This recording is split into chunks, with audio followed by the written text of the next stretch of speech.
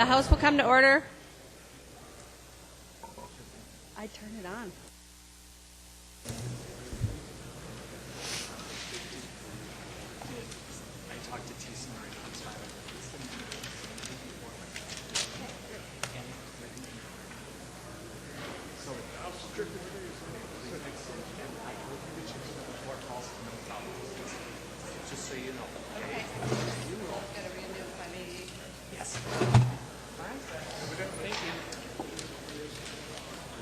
Calendar for the day. The first file on the calendar for the day is House File 588. The clerk will report the bill. House File 588, number 1 on the calendar for today, an act relating to health, the fourth engrossment.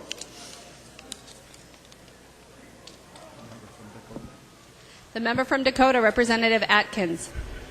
Thank you, Madam Speaker and members. As I said in committee the other day, as you know, I don't like to carry controversial bills, and I haven't carried one in quite some time. I think it's been at least 3 or 4 weeks or something like that. But this one, the fun has kind of been taken out of. This was the so-called nurse staffing bill.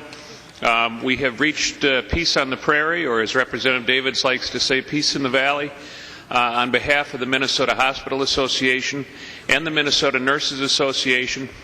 I have letters from both, by the way. They have both indicated their support for House File 588 as it's currently drafted now. And what it does is twofold, both in the interests of patient safety. First, it requires greater reporting, greater transparency with respect to a core staffing plan that the hospitals, each hospital is required to report what their core staffing plan is. Giving patients a greater level of knowledge about the sort of staffing levels that they can expect in any particular hospital across Minnesota. That's an important piece that both sides, both the nurses and the hospitals, support. The second piece is with respect to a study that will be done with regard to the correlation between nurse staffing levels and patient outcomes. And I want to in particular thank the members of the Health and Human Services Policy Committee, especially Chair Liebling, for working out that compromise, as well as leadership here in the House and members from both sides of the aisle with respect to their input in coming up with that compromise language that both sides have said that they can live with and work with. Hopefully by the time that study is done, we will have some good, valuable data compiled and report compiled by the Minnesota Department of Health so that we can make thoughtful decisions. With that, members, I'd be happy to stand for any questions. I did want to point out one thing, Madam Chair, however, or Madam Speaker, and that is that I don't think it's anyone's intention to have this apply to nursing homes. That topic has come up. The point here is the situation that's occurring in hospitals across Minnesota, and that's why I have letters of support from the Minnesota Hospital Association and the Minnesota Nurses Association. With that, I'd be happy to stand for questions and would appreciate members' support. There are no amendments at the desk. The clerk will give the bill its third reading. Third reading, House File 588. Third reading. Representative Nornes. Thank you, Madam Speaker. Representative Atkins, when the first bill was introduced dealing with the mandated staffing ratios, I was very much opposed to that. A lot of people were. Then I heard about the so-called compromise, and after visiting with my 2 hospitals in my district, the administration, and the nurses that do the staffing, I'm not sure that even this compromise is in their best interest. If you've ever been around the nurses that do the staffing, that's a job most of you would not want, because it's 24 hours a day, instantly.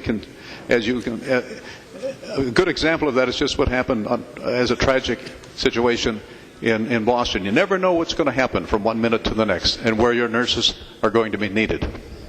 What concerns me now about the compromise is the fact that now, at the same time we're going to be taking some funding away from the hospitals, making their job even more difficult.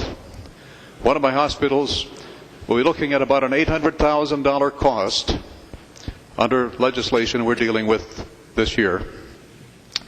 Now we're piling on, I think, more staffing requirements to do this study.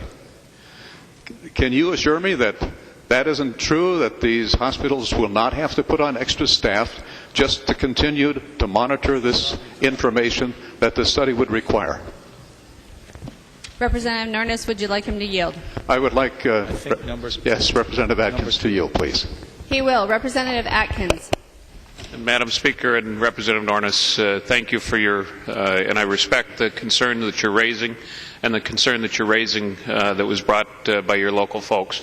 What I can speak to is the fact that both the Hospital Association and my understanding is that they work predominantly on a consensus basis where they reach out to all of their members and try to build a consensus around a position, and that they have perhaps with the exception of your own individual folks, but I've got the letter in hand saying they really want this bill to pass in this way. I know the nurses are also supportive of it. I think at the individual hospital level they need to make their own decisions as far as if they add staff or what decisions they make. This doesn't require that, though. The point of this legislation and the language itself simply says that there will be a work group that will work with the Department of Health to put together the study that'll give us hopefully some high quality, credible data and evidence and recommendations on the correlation between those staffing levels and patient outcomes. And rather than insert my judgment into exactly what that ought to be, I think we will hopefully have on that work group the sort of technical expertise, both interested parties and disinterested experts, that'll be able to give the Department of Health the sort of guidance so that the Department of Health can perform a thoughtful, appropriate, credible, and high-quality study and give us some recommendations when it's through. I don't, and again, Representative Orr, specific to your question, there's nothing in here that expressly requires anybody to add any staff or do anything other than the Department of Health is directed to do that study for us. The member from Sibley, Representative Gruenhagen. Oh, thank you, Madam Chair and members. Yeah, Representative Atkins, I didn't care for the bill when it first came. I appreciate the modification in there. But question would be, my understanding is there's a quarterly reporting in here by the hospitals, and the fiscal note shows about $250,000. Is some of that money available to help hospitals offset the cost for the quarterly reporting piece that's in here? And I'd like if Representative Atkins would yield. He will. Representative Atkins. Thank you, Madam Speaker, and thank you, Representative Gruenhagen. The figure for the fiscal note is the amount that it would be up to that amount to perform the study. It's not for providing that information on the first part of the bill, which is regarding providing what's your core staffing. That's on a quarterly basis. My guess and my hope from the hospital side is that won't take them a long time to compile. They've already got that data where they've got their core staffing plans. It's a matter of sharing it then with the public. Representative Gruenhagen. Oh, thank you, Madam Chair. Yeah, I look at it as a potential unfunded mandate at a time when our hospitals are struggling to meet their financial obligations, especially in the rural area. And I would have to echo many of the same comments Representative Nornes did in terms of the response I've had from my local hospitals in my district. Also, I've even had nurses email me that they don't think this is a good idea. So, one of the things I see here, members, is that this bill lays a foundation. It doesn't actually implement it, for a study that would ultimately result in legislation that would take away managerial rights of your local hospital. And that is something I completely oppose. In other words, managerial rights for assignment and nursing staffing is the management's responsibility, not that of a legislature to take a one-size-fits-all and mandate it onto all the hospitals. Secondly, is my own experience on the school board is where prior to I being on the negotiations committee, they had negotiated away, the administration had negotiated away some of the managerial rights of the superintendent and of administrators. and we had an analysis done of our teacher contract, and basically the law firm that did the analysis said, why are you negotiating away your legal managerial rights? And I hadn't done that, and the current negotiation team, but previous administrations and negotiators had given away part of their managerial rights. And members, what happens when you do that, and I've been in meetings with from a school district standpoint, when the administration believes that you're taking away their managerial rights, they will try to get back at the employees in another way. So ultimately, this legislation will make all of us more miserable, the nurses, the administration, and ultimately patient care, because we're trying to solve a problem that's a symptom of a greater problem. And the greater problem is that the Medicaid reimbursement to doctors and hospitals, which is what's causing the financial stress on administration and ultimately forces them to make difficult decisions in terms of the staffing of the patient. So you're trying to treat a symptom with a study that'll lead to staffing ratios rather than address the true problem. And as I mentioned under the health insurance exchange, we've simply aggravated the problem with the expansion of Medicaid rather than deal with the problem in a way that allows reimbursement to doctors and hospitals at private insurance reimbursement rates, which is what would help cover their actual cost. So Representative Atkins, by the way, Representative Atkins, I did vote for your bill yesterday, okay? So, and I've given you a few compliments through the committee process. So I don't have anything against you personally. But this takes us in the wrong direction. This is not going to solve problems. This is simply going to create more problems.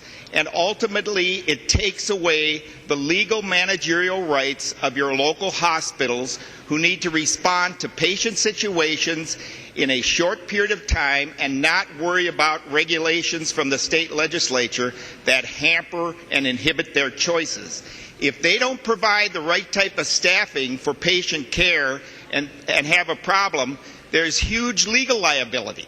Okay? So they already have a consequence for not providing adequate care. This simply tries to micromanage the employee-employer relationship, and it takes us in the wrong direction. Please, members, regardless of what side of the aisle you're on, vote no on this bill. Thank you, Mr. Speaker, or Madam Speaker and members. The member from Roseau, Representative Fabian. Thank you, Madam Speaker. If Representative Atkins would yield to a couple of questions, I'd appreciate that. He will. Representative Fabian. Thank you.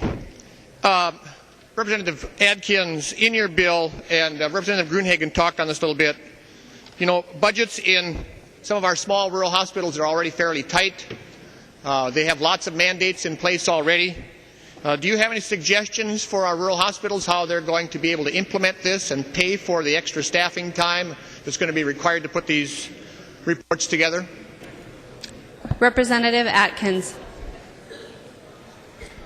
Thank you, Madam Speaker, and thank you, Representative Fabian. The only thing that they're being asked to share is just what their core staffing plan is. They're already doing their staffing plans. Just simply ask them to share that. It'll make it more transparent, and as a patient or a potential patient in a hospital, you'd be able to see that data. Representative Fabian. Thank you, Madam Speaker, and if Representative Atkins would continue to yield, please. He will. Representative Fabian. Thank you. Well, Representative Atkins, in the hospitals that I represent, they already go through Joint Commission or some sort of Department of Health surveys and inspections, and it's my understanding that this information is already available. Why do we need to duplicate them? Representative Atkins.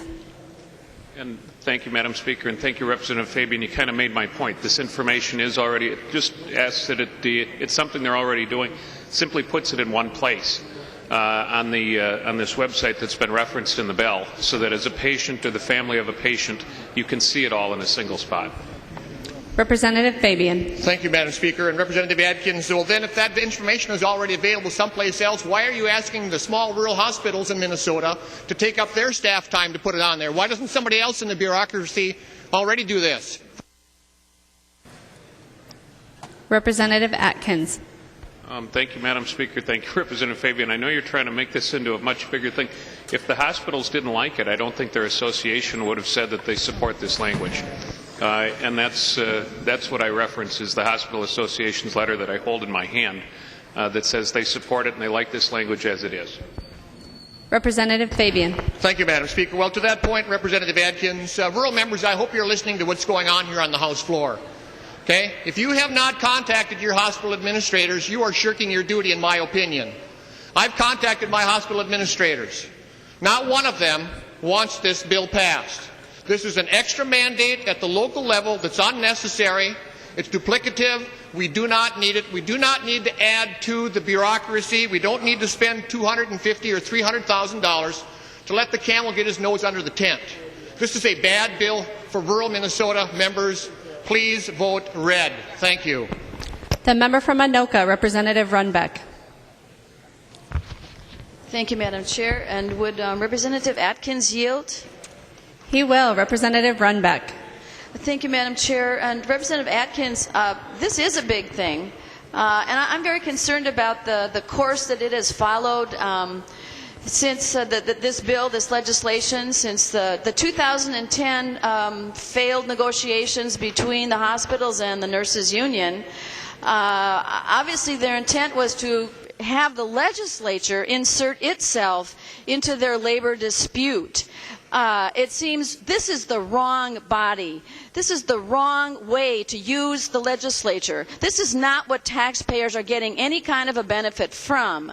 And so, Representative Atkins, things I've heard about other states that have done this, well, there is only one, California, and apparently it is having very bad results where they have decided to dictate staffing ratios. Perhaps you could give us a little bit of insight into how that's working in California. Representative Atkins. Thank you, Madam Speaker. Thank you, Representative Runbeck. That's an entirely different situation in California. You said there's one state that's done this. There's no states that have done what we're proposing to do here. We're looking at the study. We'll do the main thing is looking at the correlation between nurse staffing and patient outcomes. And we think that's an important step to take before we go down any other path, is to have a good, sound foundation with adequate and high quality and credible information. In terms of, you're right, in terms of it being a big deal, the first portion, which Representative Fabian referenced and which you referenced as well, is a big deal to the taxpayers of Minnesota, but not just any taxpayers, people that may have be going in for surgery or be going in for some sort of medical procedure of some sort or another. It is a huge deal to know what sort of staffing is available at those hospitals, and for a hospital to simply share their core staffing plan so that a patient can make a thoughtful decision, or a patient's family or a set of parents can make a decision about where they want to have that procedure take place. I think that really is a big deal. It's an important reason to support this bill, and I'd appreciate members' support. But as far as comparing this to California, it's not an appropriate comparison to make. Representative Runbeck. Thank you, Madam Speaker, and Representative Atkins and members. The point is that California has already attempted to do the staffing ratios and had this written into law, and it isn't apparently having good results at all. And I think that we see the prescription that's going on here. It's a prescription for higher costs. It's a prescription for paralyzing regulations. I mean, how can you have staff telling management how the place is going to run? And clearly it is just more union control and more union benefits. So, to me it's a very sad and unfortunate thing that we've had this and had to spend time on it. It's not really the work of the legislature, and I hope we vote no. The member from Dakota, Representative Mack. The member from Sherburne, Representative Newberger. Thank you, Madam Speaker. I rise to make a couple comments here about this bill, and also to when I'm done here, to ask the author a question if he would yield at that time. I want to thank Representative Zellers for passing out this sheet that shows the rankings of Minnesota for health care. This was the Star Tribune. If you saw it, it should be on your desk.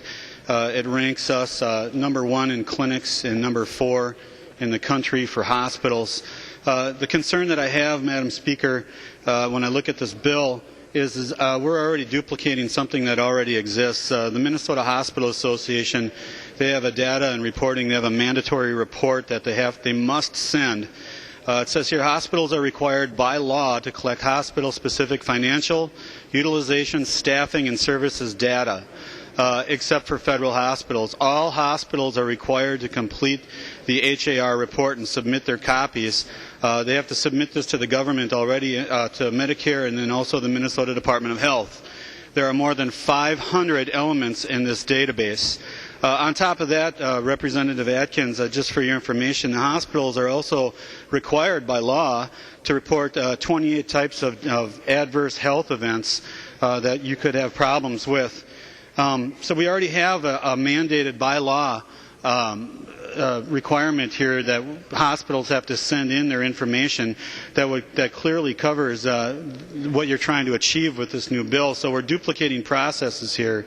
And we also have what are called the patient care surveys. Anytime you go to a hospital, they send you in the mail, how did we do?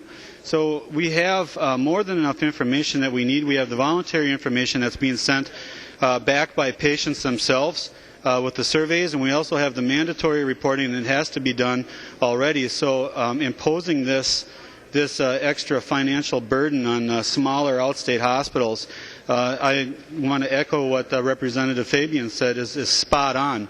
So my question, if the good Representative Atkins would yield, he will. Representative Newberger. Is why do we see it necessary to duplicate something that we're already doing? Thank you. Representative Atkins. Thank you, Madam Speaker. Thank you, Representative Newberger. You just made my point splendidly, which is they already have this information. This is just requiring that they share it so that as a patient or the family of a patient, you can make a good, sound decision about where you want to go for your treatment. Do they have the information? Yes. Is it shared in this format? No. This would require it to be placed on the hospital's quality website that's shared by all of the hospitals. So as a thoughtful patient or the parents of a child that's going to have a procedure done, you'd be able to see that data. I think that's important, and I'm sure you do too. Representative Newberger. Thank you, Madam Chair, and thank you, Representative Atkins. I think we need to complete this point that you're trying to make. I just want to bring you up to speed. This data that's collected, the 500 areas that they collect, the 28 critical areas, that's mandatory by law. It says here, I'm just reading, this is right off the website here. It says that with the exception of administrative cost data, all hospital-specific comparative data information is public. So this information is already public. Anyone that wants it can get it. So as we were talking about earlier, to duplicate this process, to have an unfunded mandate on hospitals to force them to form these groups to do studies for information that they already have and which is already public, I think is not in the best interests of our state. Thank you. The member from Olmsted, Representative Quam. Thank you, Madam Speaker, and members. How could you have a problem with a study? Well, I remember sitting in the HHS Policy Committee last session and discussing about issues with a study on hospital quality. That study had the Mayo Clinic and other hospitals that rank very high nationally, rank low in quality in the state because that study was flawed. That study did not look at referrals, what types of complications and other issues that a hospital has to deal with. So I have concerns with this study because of the history of problems with these studies that just hit the surface. And frankly, I don't think a independent group knows Mayo and their staff and their patient load, Children's, or any of the other hospitals in this state well enough to make the generalizations.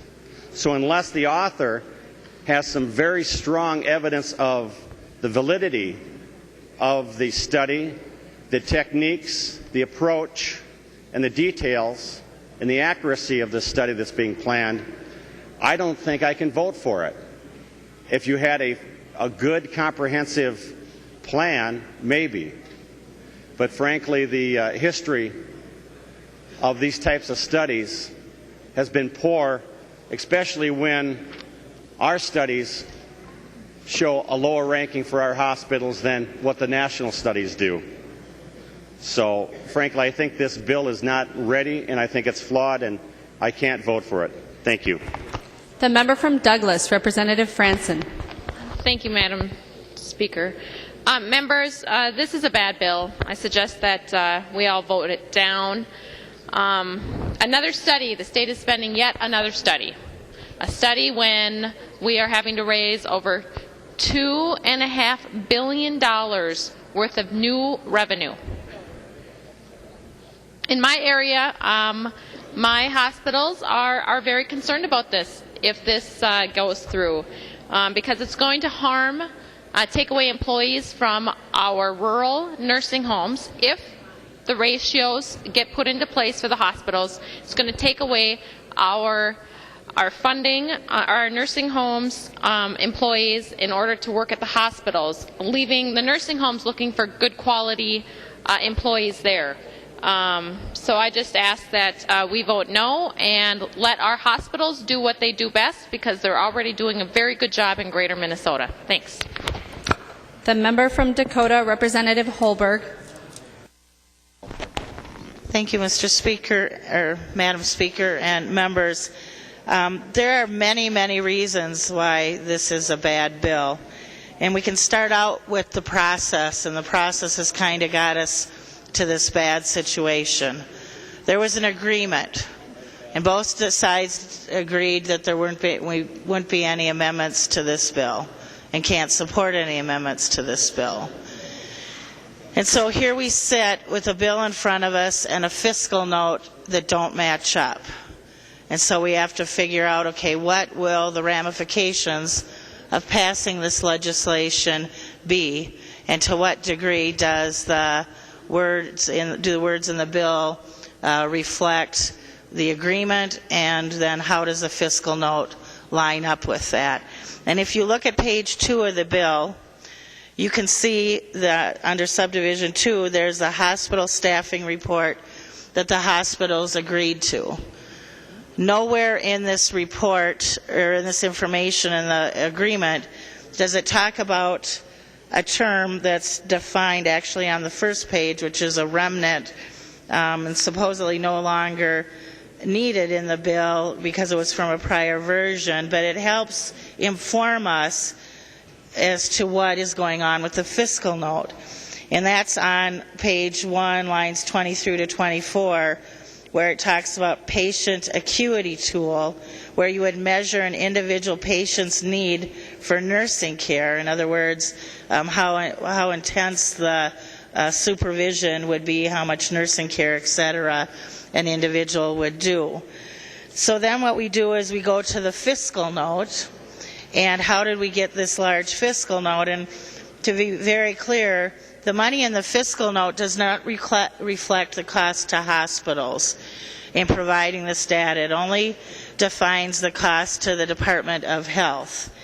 And when you look at the fiscal note on page 2, it says all hospitals reporting data under this section would be required to abide by the decisions made by the commissioner.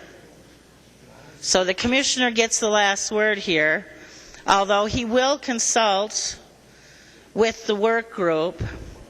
And here's the part that should make everybody really sit up and take notice, because this is the expensive part to the hospitals. To ensure consistency and sufficient granularity to conduct the study required under Section 2, sufficient granularity. So what does that mean? That's really individualized data. So let's flip back to the bill to find out what was in the agreement in the bill. We had core staffing plans that specify the full-time equivalent for each 24-hour period. There's no individual patient acuity level data there. And in fact, it's in a 24-hour period. It's not even by shift. So we see two major differences between the fiscal note and the bill at this point.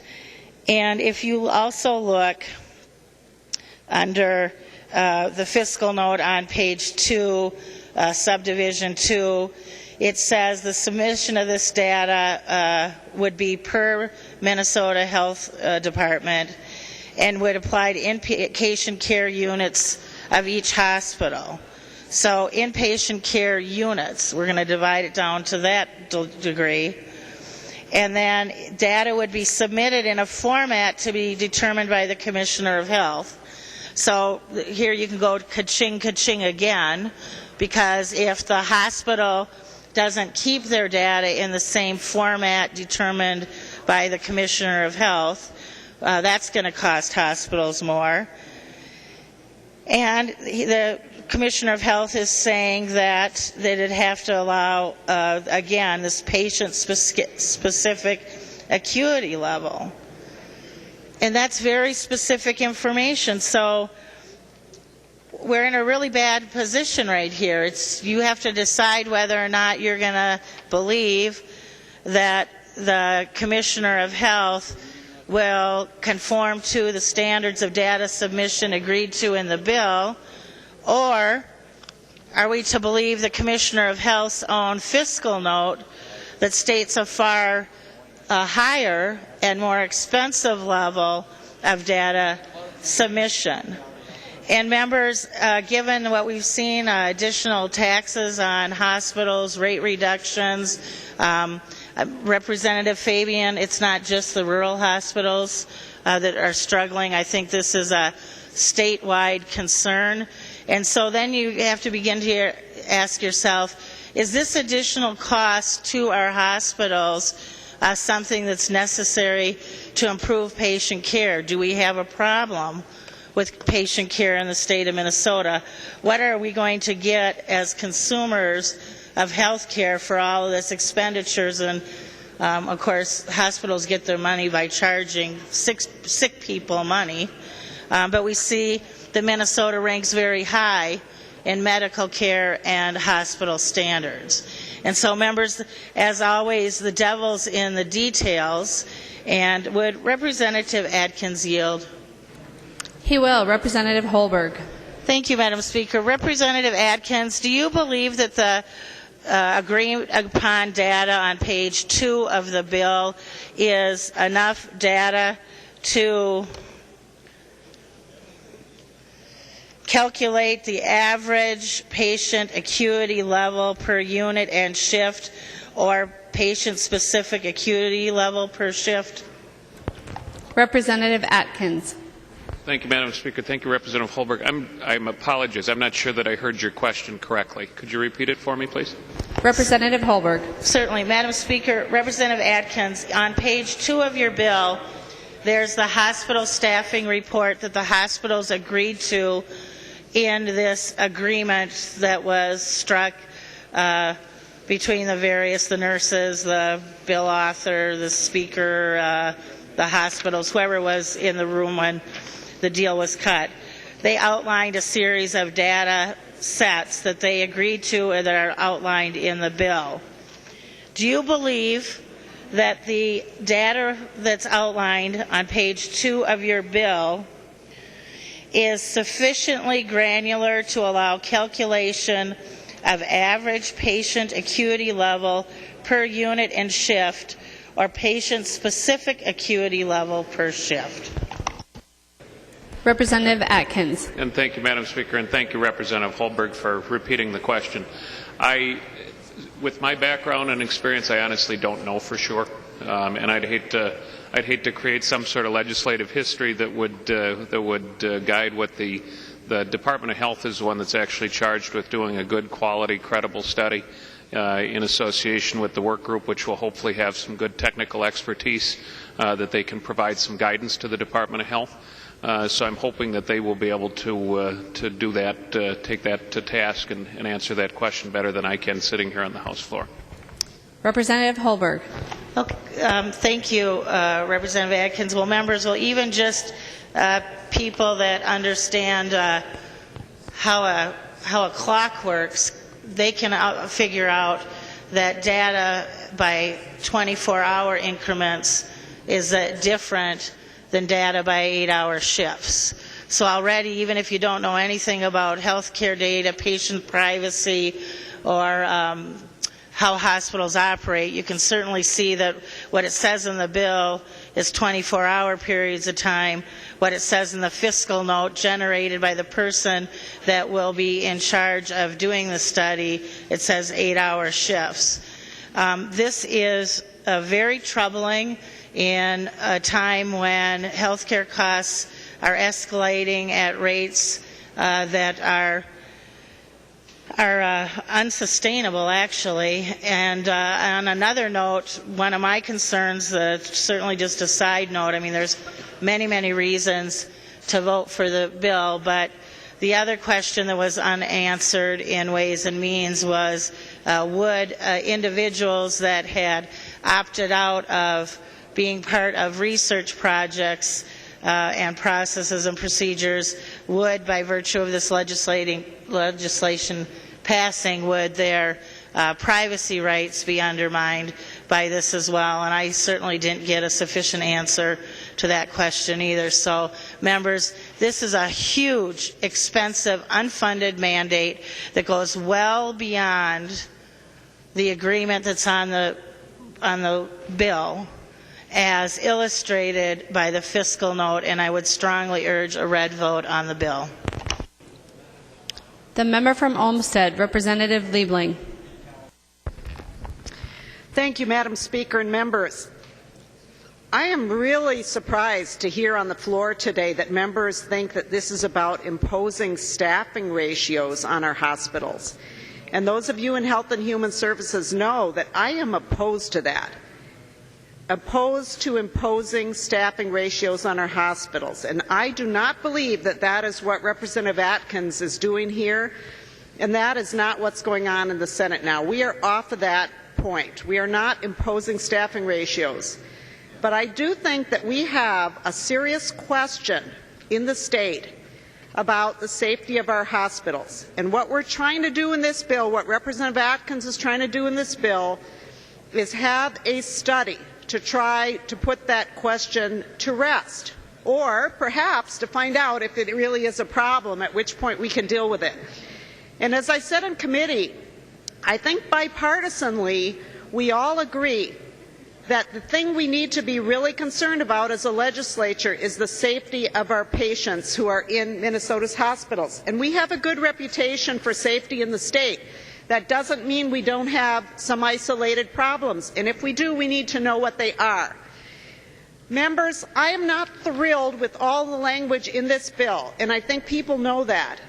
But this bill is a compromise. It may get better as it goes through the process. The Senate language, I understand, is different. There's going to be continued work. But to hear members urge a no vote on this bill is really surprising to me, because we have come a long way from where the nurses started out. The hospitals are, at least the Hospital Association has supported this. In fact, they have urged me not to try to amend it. Now, that may be because they think they're going to do better when they get to the Health Department. I don't know, but I've told them that what's in the Health Department's fiscal note, they have to understand that that is where we are. That's the interpretation of what this bill means. And I do agree, the language in this bill is pretty unclear. I was also sort of surprised with that fiscal note and what they're interpreting it. But having seen that language, nobody from the hospital side has come to me and said, oh my gosh, change it because we're not happy with that. Not one person has asked me to come and amend this bill, and I would have done that. I think most of you know that if somebody on the hospital side came to me and said, oh my gosh, we can't live with this, I would have made an attempt to satisfy that concern. And nobody has told me that. So apparently some hospitals individually have come to different members to complain about it. I have not heard that concern. We need to move this compromise forward. We should keep working on it, because my position here, and I think a lot of you share this, is that the parties can't really agree with each other. There's a lot of mistrust here, and we as legislators have to get control of this thing. And if we're spending public money on a study, we need to make sure the study gets information that we need to make a good policy decision here. So I hope members can support the bill as it is, move it forward. It's going to have continued work.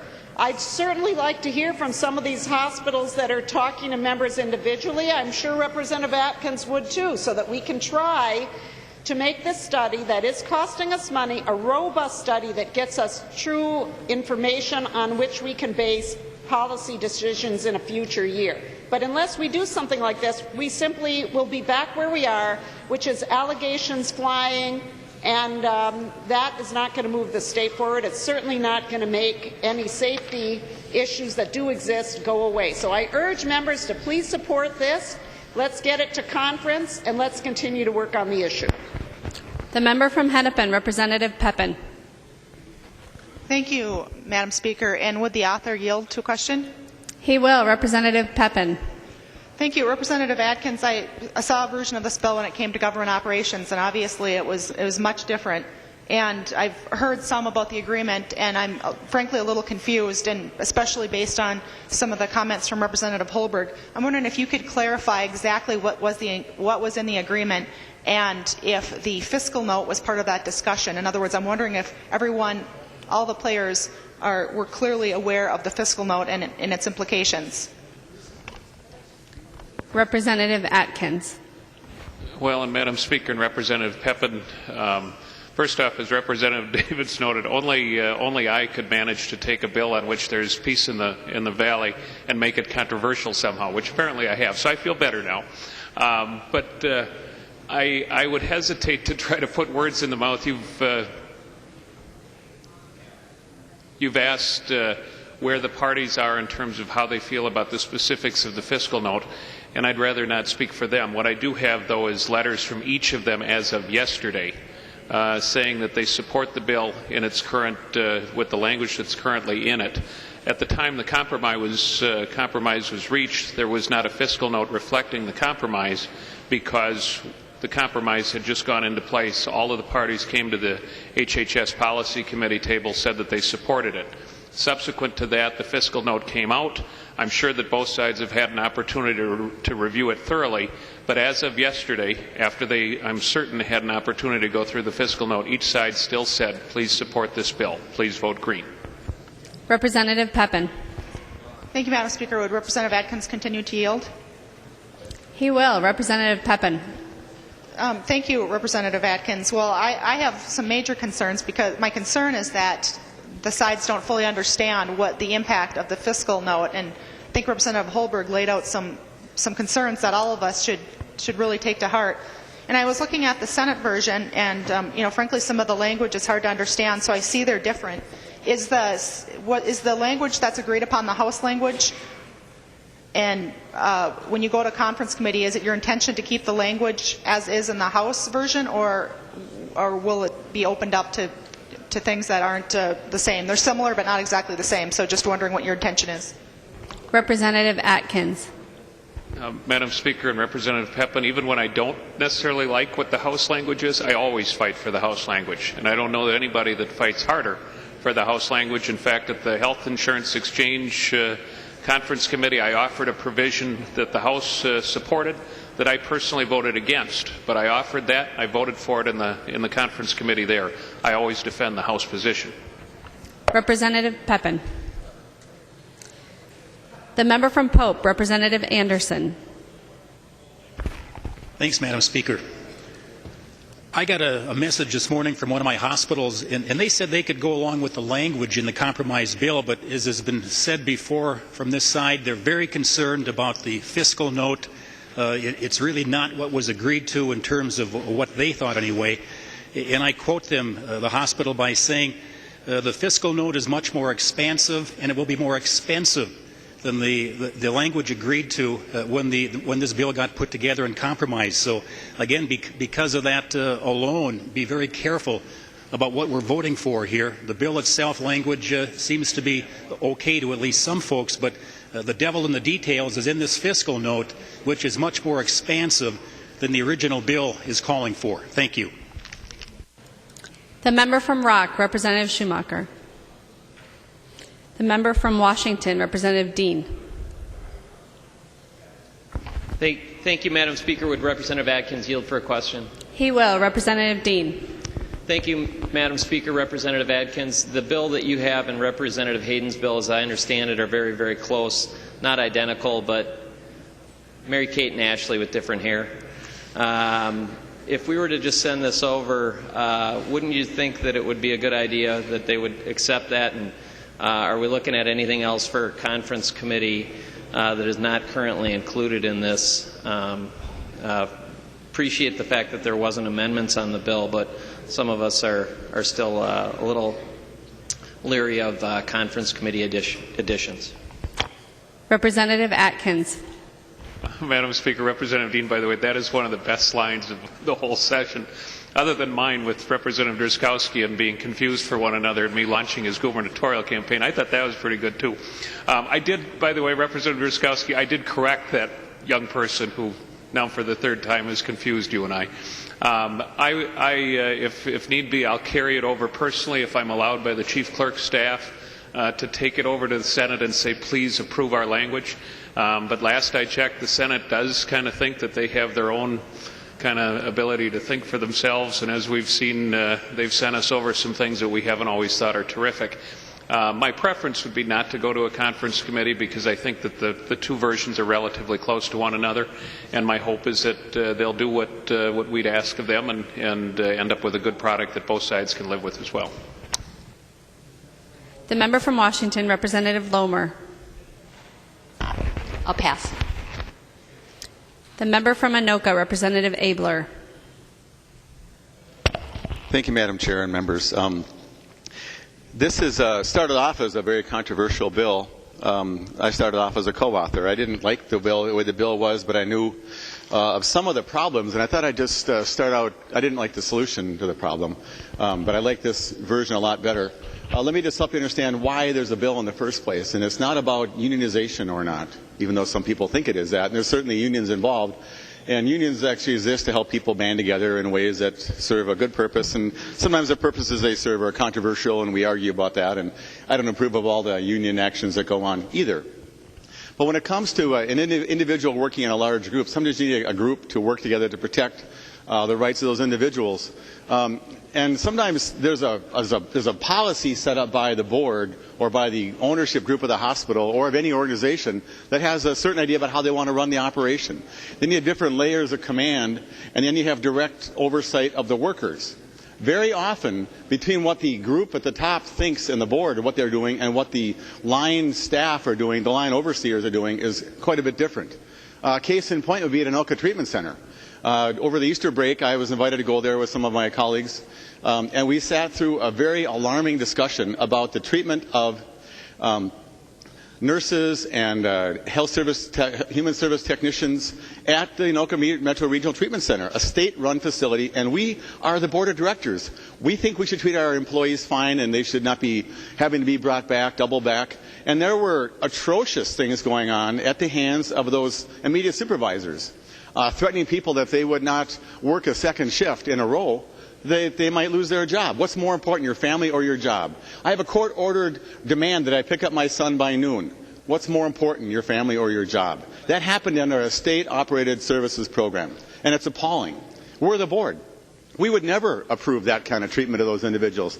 Yeah, Representative Hackbarth was there, and Senator Benson, and John Hoffman from the Senate and some others, and it was shocking. And so I don't think what's going on in this bill is any slam against the policies of the hospitals, and I think in some of the smaller ones like Representative Fabian's, where there's a much closer line of connection between the leadership and the workers, that there's no problem at all. But people have told me coming in my office. I think 20% of the nurses are union. Most of them aren't. The ones that come in my office aren't all union. They're just people. They know I'm the chairman or was the chairman of a committee that has an influence on them. And they talk about being required to double back. And they talk about feeling unsafe with the care they're giving somebody because they're tired. They feel like in the 15th hour of a double shift, they're not as good as they were at the 7th hour of a double shift. And so then out comes a proposal to have a ratio, which is one solution, which I think is the wrong answer. California showed you could raise costs and not even get much more quality. But the problem exists. So how do you go about it? So I say, well, where's your numbers? Nurses, where's your numbers? Hospitals? They say, well, we don't know. We think there's a problem. I know there's a problem because of the testimony I've gotten from my rank and file people that have wandered in and my own experience looking at an Anoka treatment center under our programs. So how about if we find out the answer to what, if there's any hint of a problem? I think there's a bell curve. I think there's some hospitals that have an excellent vertically integrated system and they're great from the top all the way to the bottom. And there's some hospitals that the top is so disconnected from the goings on day to day of what's going on at the operations level with scheduling and proper care that we don't even know. Minnesota is a high quality state in health care overall, on the average. But we could be better, and there's exceptions. And so I think this bill has gone a long ways. I would tweak some of the words to be a little more specific. And I can assure you, those who are worried about the fiscal note, and in the conference committee, if you looked at the kind of targets they got, they're not going to waste $100,000 extra on this. Representative Atkins, take no confidence that you'll have extra money left over. And frankly, I think the Department of Health ought to do this anyway as part of their job. And so maybe I'll bring that to conference and try to get it down to nothing. So anyway, just to encourage you on the problem, and is this the best answer? I don't know, but it's way better than the original answer. And maybe if the Senate and House talk some more, they'll find even a more narrowly focused, not expansive version, but a more narrow way to solve getting the data. So I'll be voting yes, members. I suggest you vote as you wish. The member from Dakota, Representative Mack. Thank you, Madam Chair. And I am wondering if the author of the bill will yield for a question. He will. Representative Mack. Thank you, Madam Chair. Representative Atkins, I have been just trying to compare Senate language and House language here. Sorry if you can't see me.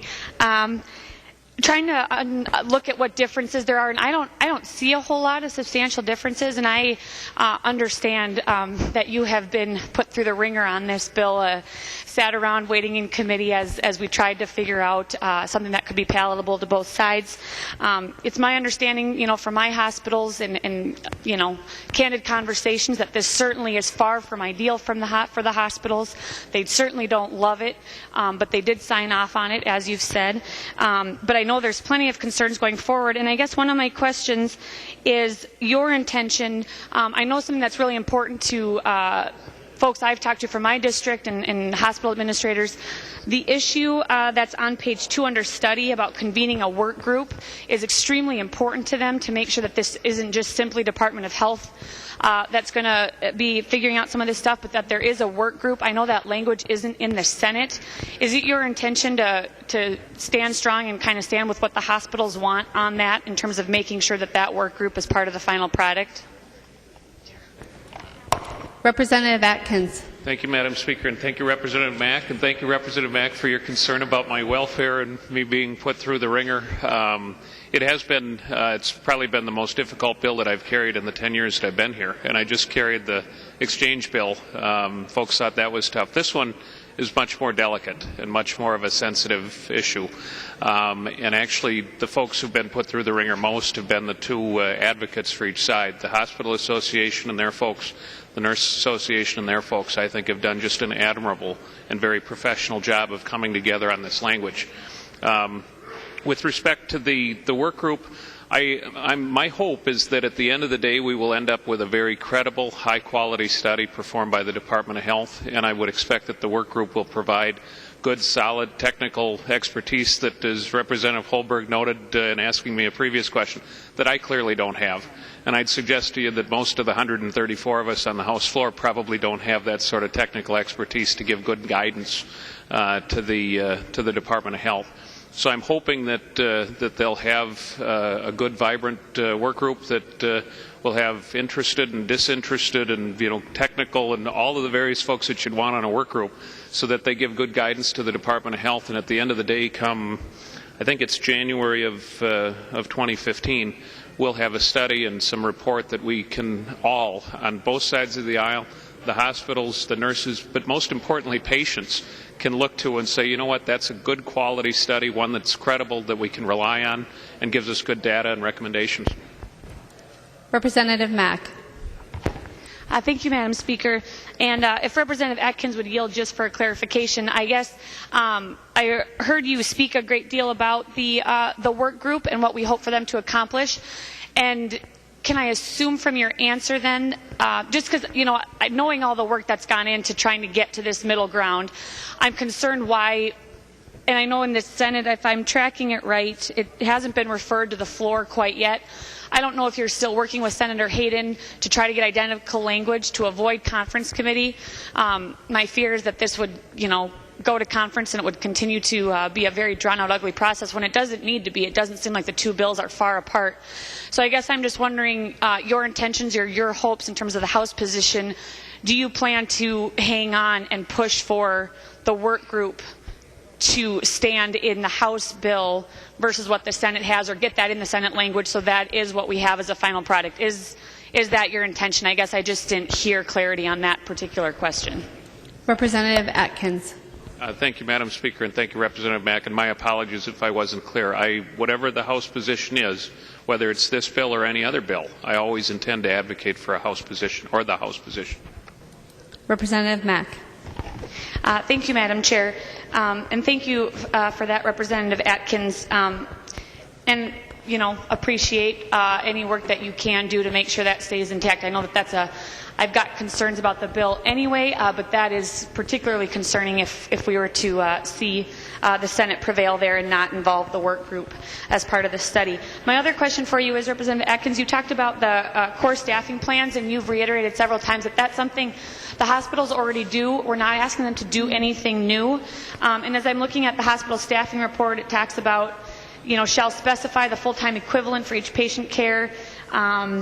It kind of lies out what they have to do. And so if I understand you correctly, there's nothing new in this bill that we're asking hospitals to prepare in terms of data and collecting that they don't already do. All that information is already collected. It's just a matter of where it is made available. Am I understanding that correctly? Are you asking him to yield? Yes, Madam Chair, thank you. He will. Representative Atkins. Thank you, Madam Speaker, and thank you, Representative Mack. I think so. What I'm trying to convey, and hopefully as clearly as I can, is that the staffing data that the hospitals already have is something they're already doing. The key element of this is that they're now being asked to share it on this particular website with all other hospitals. So as a patient or the family of a child who's going to have surgery, you can go to the website and actually see what their core staffing plan. There's another piece that I failed to point out earlier, though, and that is it requires it be updated. I think it's within 30 days, if I remember right, so that it keeps it up to date and it's not old data that's being shared with the public. Representative Mack. Thank you, Madam Chair. And thank you for that, Representative Atkins. I guess just in closing, you know, I guess I'm not certain that we're not asking more of our hospitals here, and I am fairly certain that hospitals are going to have to deal with new costs because of that, which is hugely concerning in a time of a lot of uncertainty for our hospitals and our providers. The fact that we're not absolutely positive whether we're asking them to do something new or not is problematic, in addition to some of the issues that Representative Holberg raised. And I guess finally, serving on both HHS committees for the past few years, you know, I guess the demand for this study, I'm a little surprised, only because I don't feel like the issue of adverse health issues in hospitals has really been a huge topic of discussion. It doesn't seem like it's an overriding problem in Minnesota. I know that we have great hospital administrators, great hospital boards that have the ability to deal with any unfortunate situations that happen within their hospitals. I trust them to make the best decisions they can over their jurisdiction and their hospital. And so I guess I'm just surprised at the need for a statewide input and for the state to inject itself in this situation when it just doesn't seem to have been a huge problem, members. Representative Liebling also said, you know, we've been known for our great hospitals, our great quality of care. And I absolutely agree. I think more often than not, that's what we hear overridingly in HHS committee, not some huge issue that would merit a study and merit costs put on hospitals. So I guess I find that just surprising. I'm surprised it hasn't been more of a conversation if this study is such a huge deal. So, members, I just caution you with that, and thank you, Madam Speaker.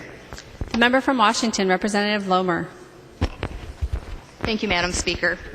Madam Speaker, would Representative Liebling yield to a question, please? She will. Representative Lomer. Thank you, Madam Speaker. Representative Liebling, I really want to first of all say I really appreciate being back on HHS policy. I really wanted to be on that committee. Health care is really important to me, so I'm very glad to be serving on the committee with you. I didn't get on the committee till a little bit later into the session, a few weeks in, and the very first day that I was there, to my disappointment and chagrin, the radiation oncology bill was the bill that we had to vote on, and I guess I thought that issue had kind of gone away. But in the course of that discussion that day, the question was asked by a committee person about the study that we had done on that issue, and the question was, why are we having a vote today, why are we making a decision today when the study is due in March, and it was just a few weeks away. And Representative Liebling, you said something that I guess I'll never forget. You said, sometimes the legislature does these studies to punt, and instead of making a decision. And so I'm just wondering, Representative Liebling, would you say that this decision or this study that we're doing today is a punt? Representative Liebling. Thank you, Madam Speaker. Thank you very much, Representative Lomer. I think that's an excellent question.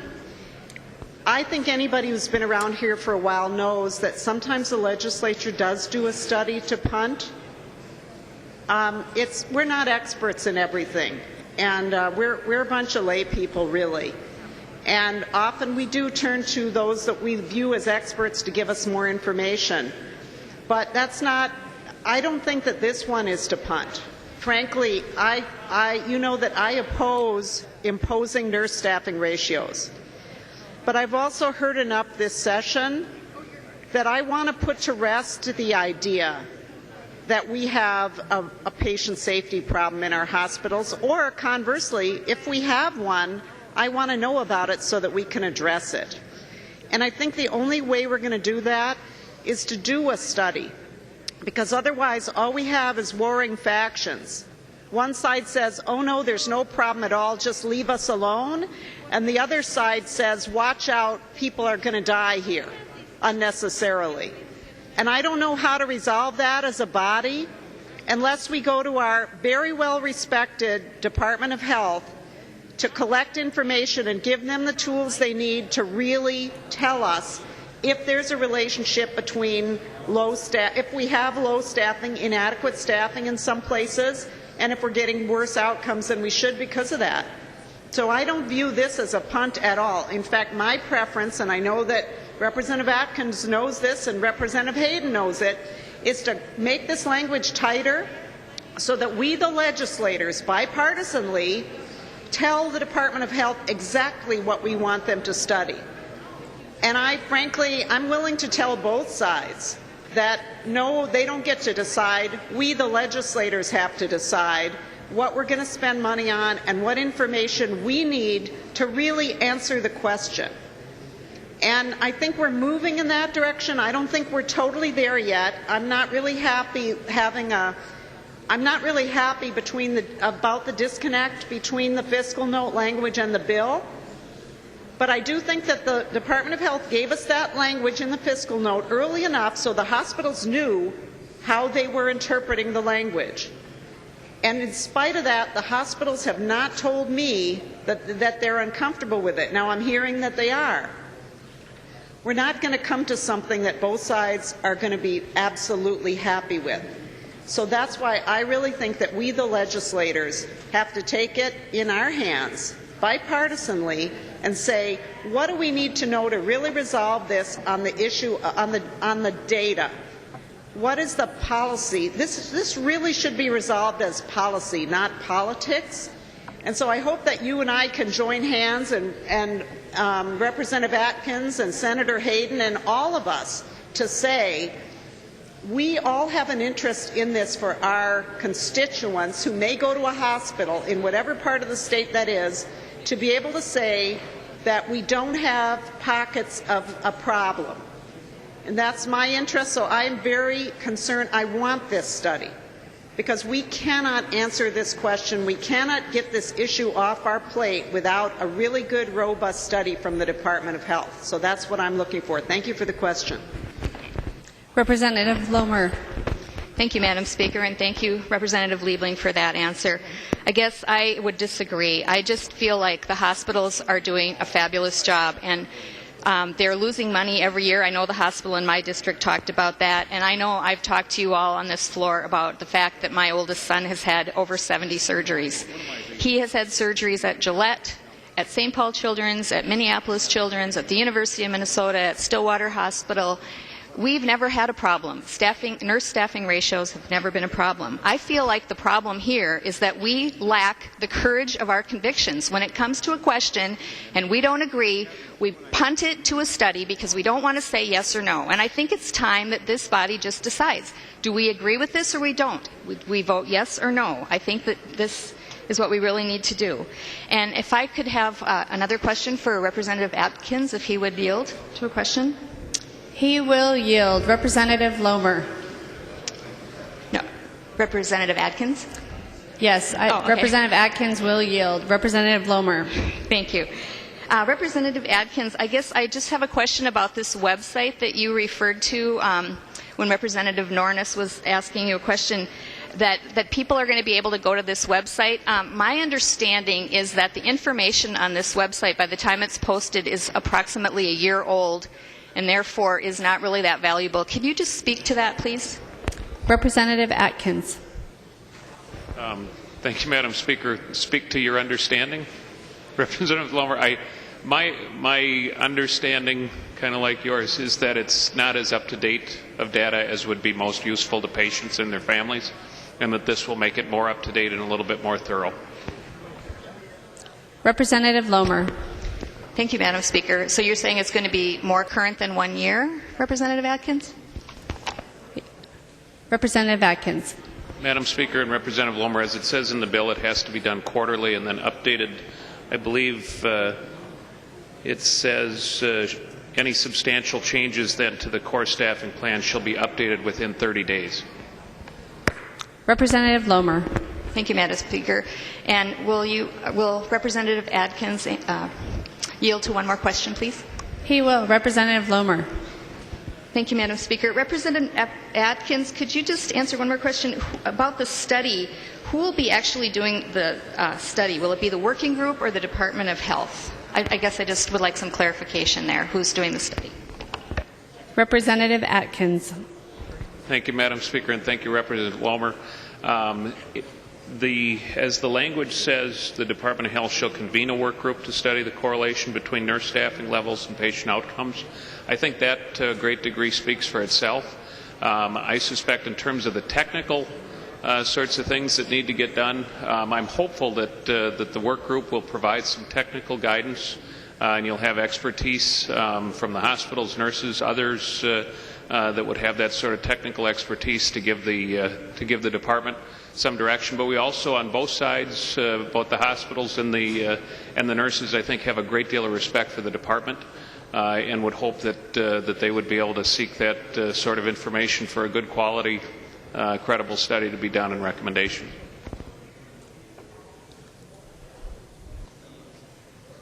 Members, we're joined on the House floor today by a former member, Representative Mike Obermueller from the Eagan area.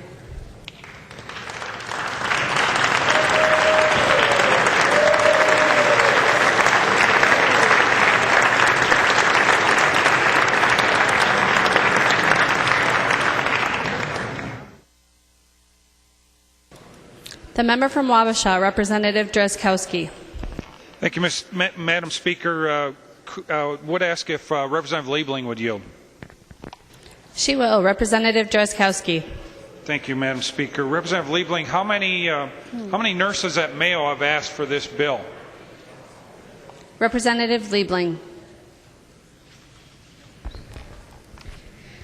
Thank you, Madam Speaker. Thank you, Representative Drazkowski. You know, Mayo really isn't the problem. I've never had a nurse at Mayo tell me they want staffing levels mandated.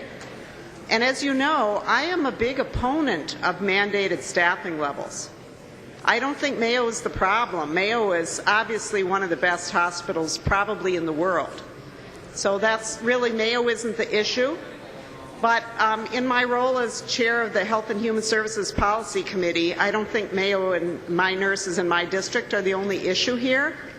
And if this bill was to impose staffing levels, I would be voting no, along with you. But and I appreciate Representative Lomer, in spite of her question, and she doesn't think there's a problem because she hasn't personally experienced a problem. I get that. You know, I've been a patient at St. Mary's Hospital in Rochester, and I got great care there. That doesn't mean that I'm going to say that it's not possible that there's a problem in some of the hospitals in the state. And it just surprises me that if there is a problem, that some people on this floor don't seem to want to know about it. In my role as the chair of the Health Policy Committee, if there's a problem, I want to know, and I just don't see the downside of studying that issue. To study that issue, we are going to need to have some data. But I like to do things with data. I think we should use evidence where we can get it and not settle it with politics. So for me, this isn't about union versus management. I believe if it's union versus management, settle that in your negotiations, not in the legislature. That's my view of that issue. But as a health policy person, if there is an allegation that some patients are not safe, and if that's not true, I want the data to put that to rest. And if it is true, I want to know what the problem is so that we can then figure out policy to address that problem. And frankly, it mystifies me that other people don't want to do that. Representative Drazkowski. Thank you, Madam Speaker. If Representative Liebling would yield one more time. She will. Representative Drazkowski. Thank you, Madam Speaker. Well, Representative Liebling, does Mayo support this bill? Have they asked you to support this bill? Representative Liebling. Madam Speaker, thank you. Representative Drazkowski, thank you for that question because, frankly, I have suggested that we need to amend this to get better language, to make sure the study gives us what we need, and Mayo has asked me specifically not to do that. Mayo has specifically said to me, we don't want to change this bill. So absolutely they have, and I don't agree with them, but that is what they've asked me to do, is to support this bill as it is. Representative Drazkowski. Thank you, Madam Speaker. One more time, if Representative Liebling would. She will yield. Representative Drazkowski. Thank you, Madam Speaker. Well, Representative Liebling, does Mayo support the mandate included in this bill going forward? It's an unfunded mandate. We've talked about that on our hospitals. Do they support the language in the bill today going forward? Did they say, Representative Liebling, we want you to pass this bill and move it into law? Representative Liebling. Madam Speaker, Representative Drazkowski, yes, that is what they want. I've told them I actually think it needs work. They've said no, don't amend the bill. Yesterday, the lobbyist from Mayo said to me, are you going to amend the bill? Do you have an amendment? I said no. She said, good. What can I tell you? That is their position. Representative Drazkowski.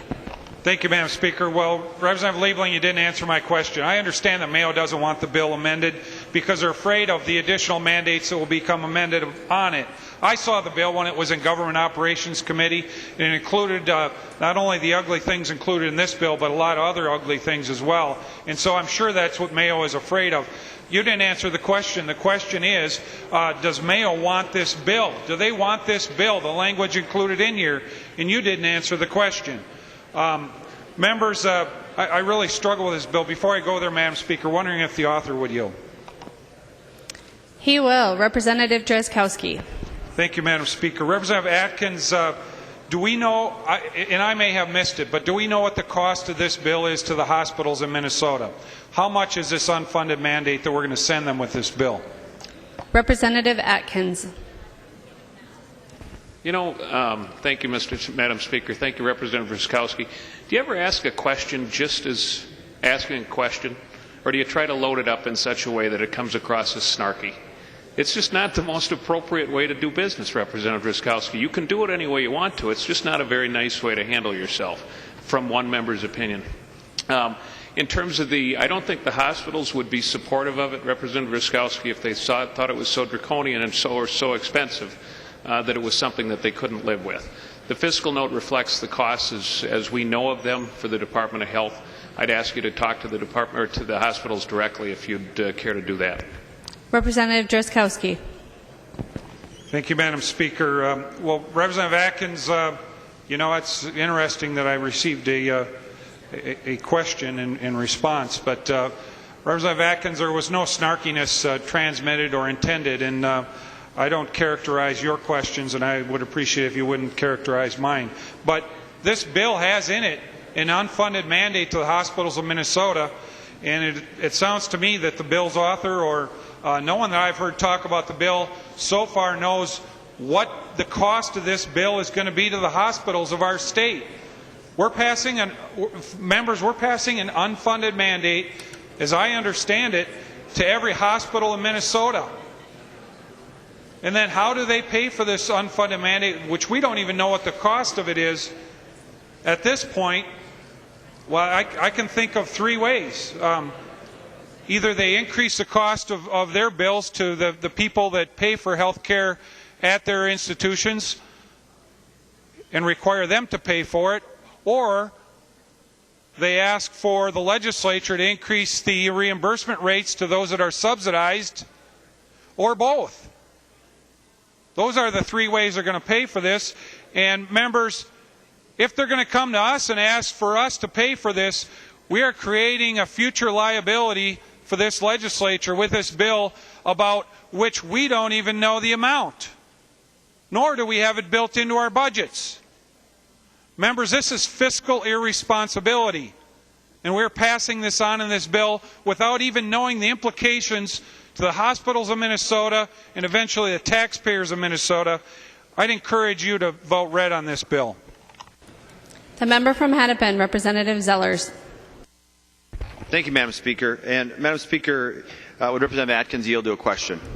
He will. Representative Zellers. Thank you, Madam Speaker. Representative Atkins, one of the points you made on the bill is that patients need to have a measurement as to sufficiency in the hospital, whether they're good, bad, otherwise. And just as we were sitting here listening to the conversation, some of the questions that came to mind were, well, do they do that now? Is there any measurement now from a patient satisfaction standpoint that the patients can look at and say, you know what, I like that hospital or I don't like this hospital? And at least in the metropolitan area, we have that ability. So I was doing some research, and there's one of the stories I pulled up, so there's a federal program that most U.S. hospitals sample of recently discharged patients. So I'm wondering how that data would interact with what we're requiring here. And I know it's not specifically listed in the bill, but what the point you've been making on the floor is that patients need a measurement of how efficient or effective or safe or how to grade their hospitals. And I'm wondering how, if that is going to be taken into consideration with the things that are being required in your bill. Representative Atkins. Thank you, Madam Speaker, and thank you, Representative Zellers. It's an excellent question, and I appreciate it. This was not designed to be the be-all, end-all for patient information, but we realized in the context of talking about staffing issues, this was something that both the hospitals and the nurses were comfortable having shared with patients, or having asked to be shared on this website and collected in a single place. But I would never represent this to be the be-all, end-all for patients or for parents of kids who are going to have surgery. I think there are other vehicles or other opportunities where they can avail themselves of knowledge about hospitals as well. Representative Zellers. Thank you, Madam Speaker, and thank you, Representative Atkins. And I'm glad to hear that, because that's one of the things that concerned me about the bill. And actually, in listening to Representative Holberg's questions and some of the other things that have been brought up, especially by Representative Fabian, it kind of reminds me of the Meatpackers' Bill of Rights. And if you remember that oldie but goodie from a few years ago, we were going to have an inspector go out and inspect the meat inspectors because we weren't sure that the meat inspectors were doing a good job inspecting the work conditions for the folks working in the meat packing plants. And in this case, it seems like a lot of the same things. This is an unfunded mandate. And Representative Fabian pointed out to me that, yes, you guys in the metro area can choose a hospital. You can go to North, which I recommend, fine facility in Maple Grove or Robbinsdale. I know the Madam Speaker agrees with me. Or you can go to Children's. You can go to Abbott. Pick your Fairview is also another great facility in my area. There's lots of hospitals for us to choose, but up in Dan's neck of the Representative Fabian's neck of the woods, you know, it's 61 miles from Hallock to Roseau. It's 64 miles from Roseau to Thief River, and it's 22 miles from Roseau to Warroad. Now, if you're from Roseau, you're not going to go to Warroad for much of anything other than a good hockey game. So I don't know that would play into it, but we don't have that choice in Greater Minnesota. It's not as if you can decide, well, I'm going to go have that surgery. You may, but it's a lot of travel. It'll mean either your spouse or one of your children helping you, your child helping get you there and back if it's a surgery. So that it's going to be an unfunded mandate on these hospitals. I don't think, looking at the bill, that the math is going to add up again. Members, ask yourselves, as a government, we're going to require these small hospitals, in some cases big hospitals, we're going to require them to collect data, to go through all of this, and it's not going to cost any money. When is the government asking you to do something, as a business, as a hospital, as you name it, not cost you any money? Someone in that hospital is going to have to collect this data, they're going to have to put it together, they're then going to have to present it to a government agency, and at that point the government agency is going to come back, and I'm willing to bet you right here on the House floor it's not going to be perfect. They're going to have to ask for some additional data. So once again, we're going to have another cost. Somebody's going to be taking away from serving patients, away from maybe their normal daily care, to do a survey for the government. This bill, again, as Representative Fabian said as well, this is a solution in search of a problem. Not quite the Meatpackers Bill of Rights, but along the same lines. There's individual survey data that's being sent out each and every day. In some cases, hospitals publish their patient satisfactory surveys twice a year. The patients leaving tell the hospital, here's what you're doing. If you're a good hospital, you're going to want to make sure that your patients not only got really good care while they were there, but they're going to want to come back, and once they do have a good and positive outcome, that they share that with friends, families. That's one of the ways that they're going to continue to be a good hospital. So although your intentions are probably well guided, Representative Atkins, I do think this bill is an unfunded mandate, especially on a lot of rural hospitals in Greater Minnesota. But I also think it's going to be, from our standpoint, a very sticky wicket to undo once all this data starts coming in. I would recommend a red vote to members. The member from Goodhue, Representative Kelly. Thank you, Madam Speaker and members. Representative Atkins, you had suggested that you have a letter from the Hospital Association in support of this bill. And I think it should be noted that in the letter says this letter reaffirms our support for the language we agreed to in House File 588 with the understanding that the discretion and direction for the study will be determined by the work group. Madam Speaker, would Representative Atkins yield to a question, please? He will. Representative Kelly. Representative Atkins, can you guarantee this body that language, in fact, will still exist when this bill is finalized? And that would be that with the understanding that the discretion and direction for the study will be determined by the work group. Representative Atkins. Thank you, Madam Speaker. And heck, Representative Kelly, I can't guarantee what I'm having for dinner, let alone what's exactly going to be. But if there's a House position, and the stronger the vote for the House position, I think the more authority that gives me to speak to the strength of the House position. That's what I intend to defend and fight for. And I'm hopeful that on all my bills, that the House position is the one that the Senate would adopt. Representative Kelly.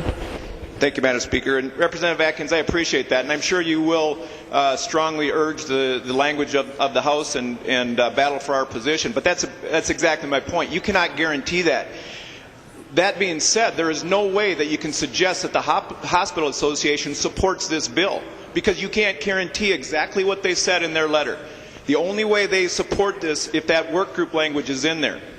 Members, I would urge a red vote on this. The member from Isanti, the Minority Leader, Representative Dowd.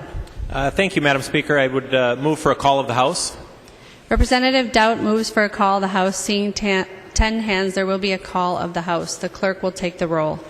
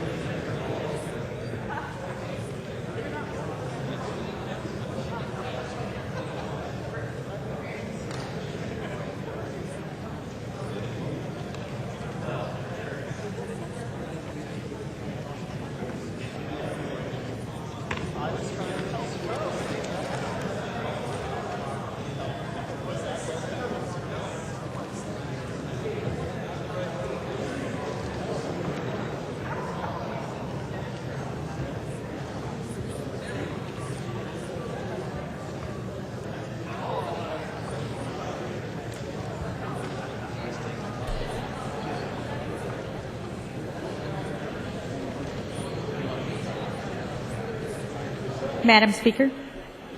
Representative Murphy. Thank you, Madam Speaker. I move that further proceedings under the roll call be dispensed with and that the Sergeant at Arms be instructed to bring in the absent members. Representative Murphy moves that further proceedings under the roll call be dispensed with and that the Sergeant at Arms be instructed to bring in the absent members. All those in favor, please say aye. Those opposed, please say no.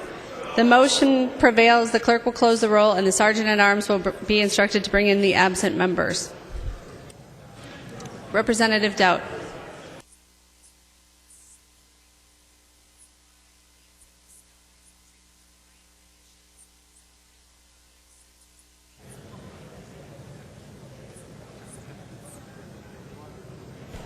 Any further discussion?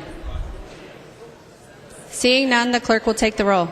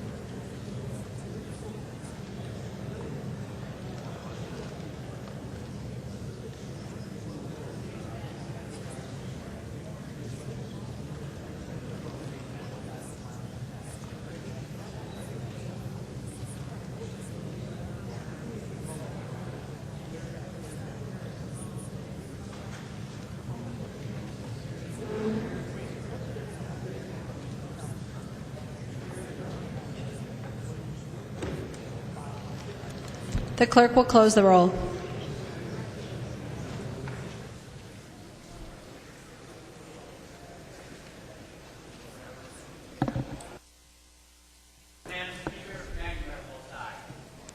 McNamara votes aye. There being 73 ayes and 58 nays, the bill passed and its title agreed to.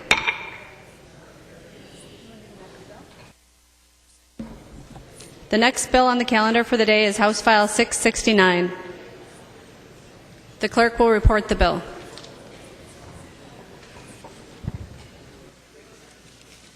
House File 669, number 4 on the calendar for the day, an act relating to public safety. Mr. Speaker. Representative Murphy. Thank you, Mr. Speaker. I move that the call of the House be lifted. Representative Murphy moves that the call of the House be lifted. All in favor say aye. Aye. All opposed no. The motion prevails.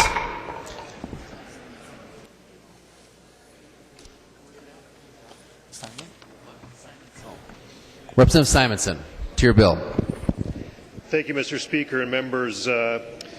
This bill is basically a technical bill. This is our next step as we evolve our emergency communication capabilities across Minnesota. You may recall back in 2004, the legislature established a statewide radio board that essentially was put together to establish an infrastructure that would allow emergency responders to operate relatively seamlessly across the state with respect to interoperable communications, which was identified as a big deal since 9/11. As part of that process, the Allied Radio Matrix for Emergency Response, otherwise known as ARMOR, which you may have heard about, was also created, and that program has been administered with the Statewide Radio Board.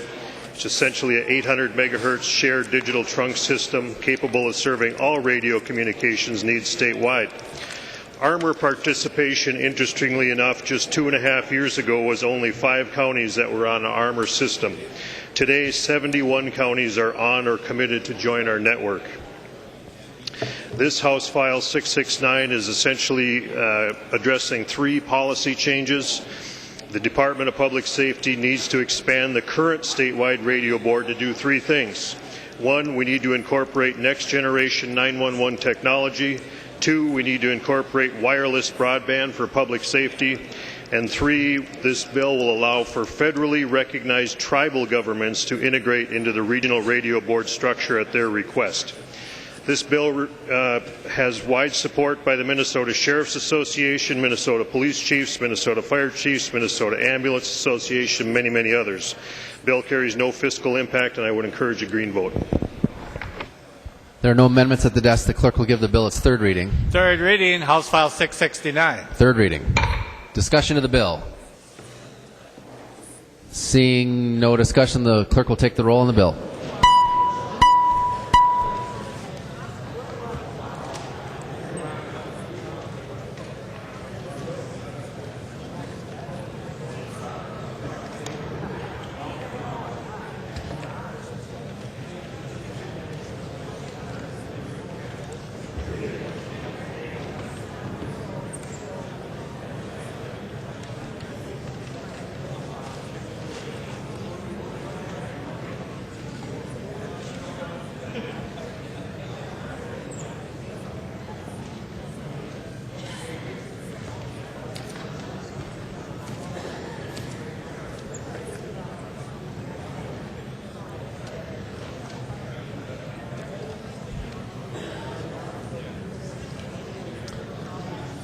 The clerk will close the roll.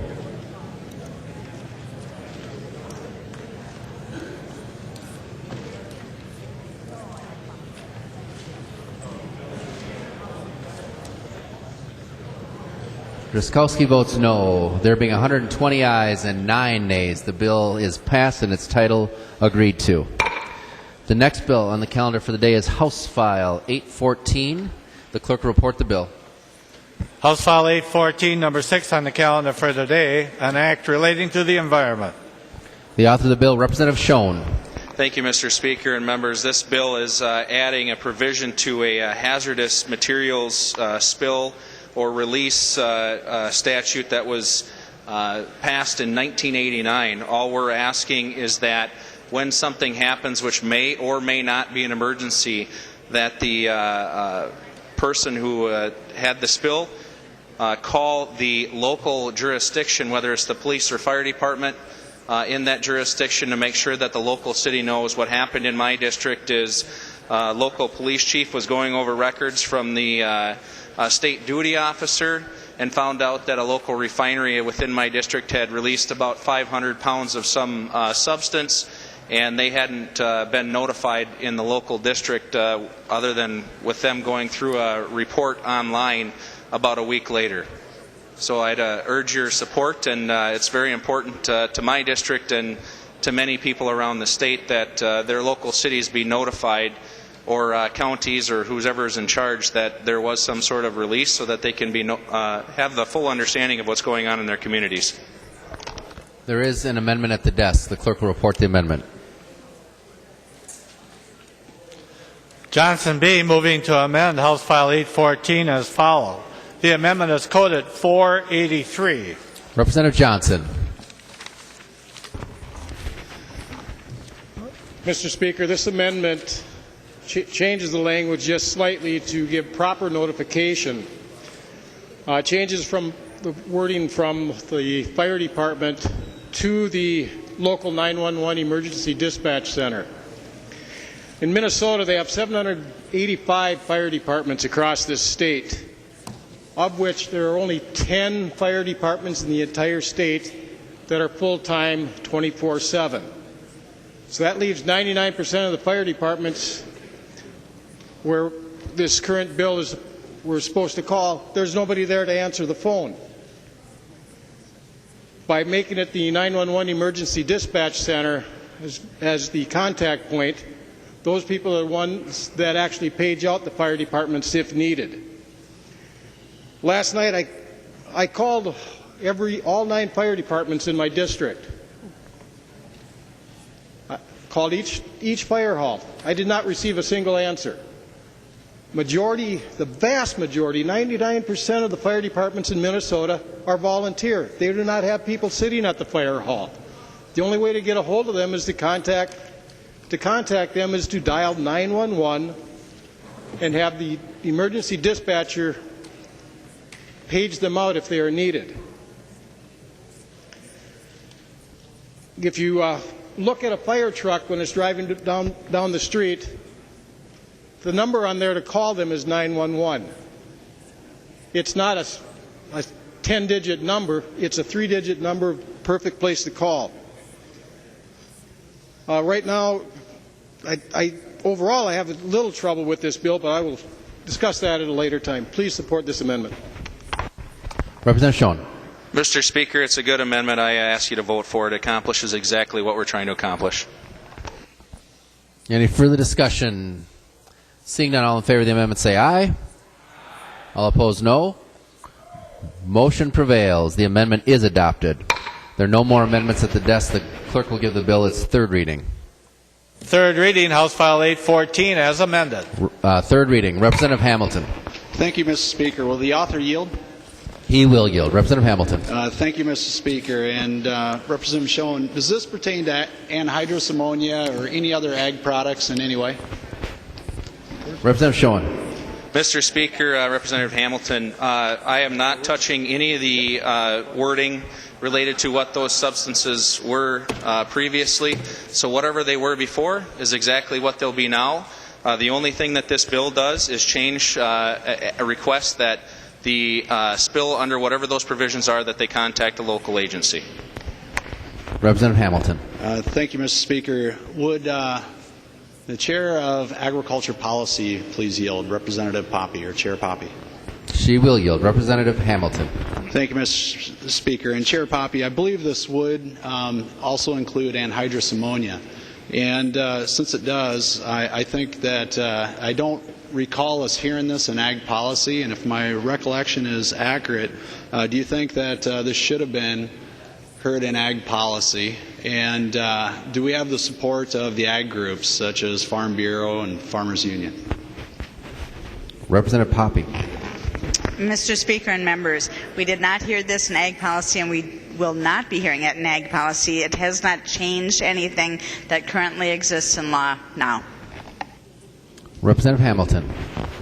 Well, Mr. Speaker, it seems like a simple fix, but the thing is, if someone who is already operating under the current rules, if they would have a failure of calling 911 or whatever the case may be, now they're subject to a felony. And so I would like to know how the ag groups weigh in on this, or I think the ag groups should have been able to weigh on this. And I'd make a motion to re-refer this bill back to the Ag Policy Committee and ask for a roll call. There are 15 hands. There will be a roll call. Any discussion to the motion? Seeing none, the clerk will take the roll on the motion.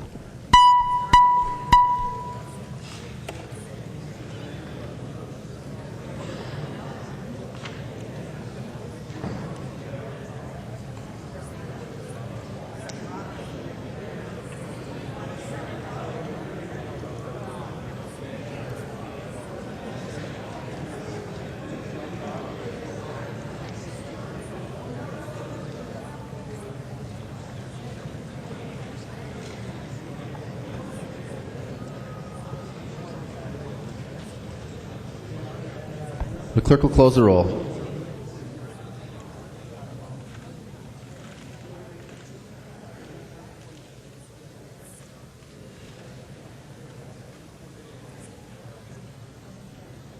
There being 60 ayes and 70 noes, the motion does not prevail.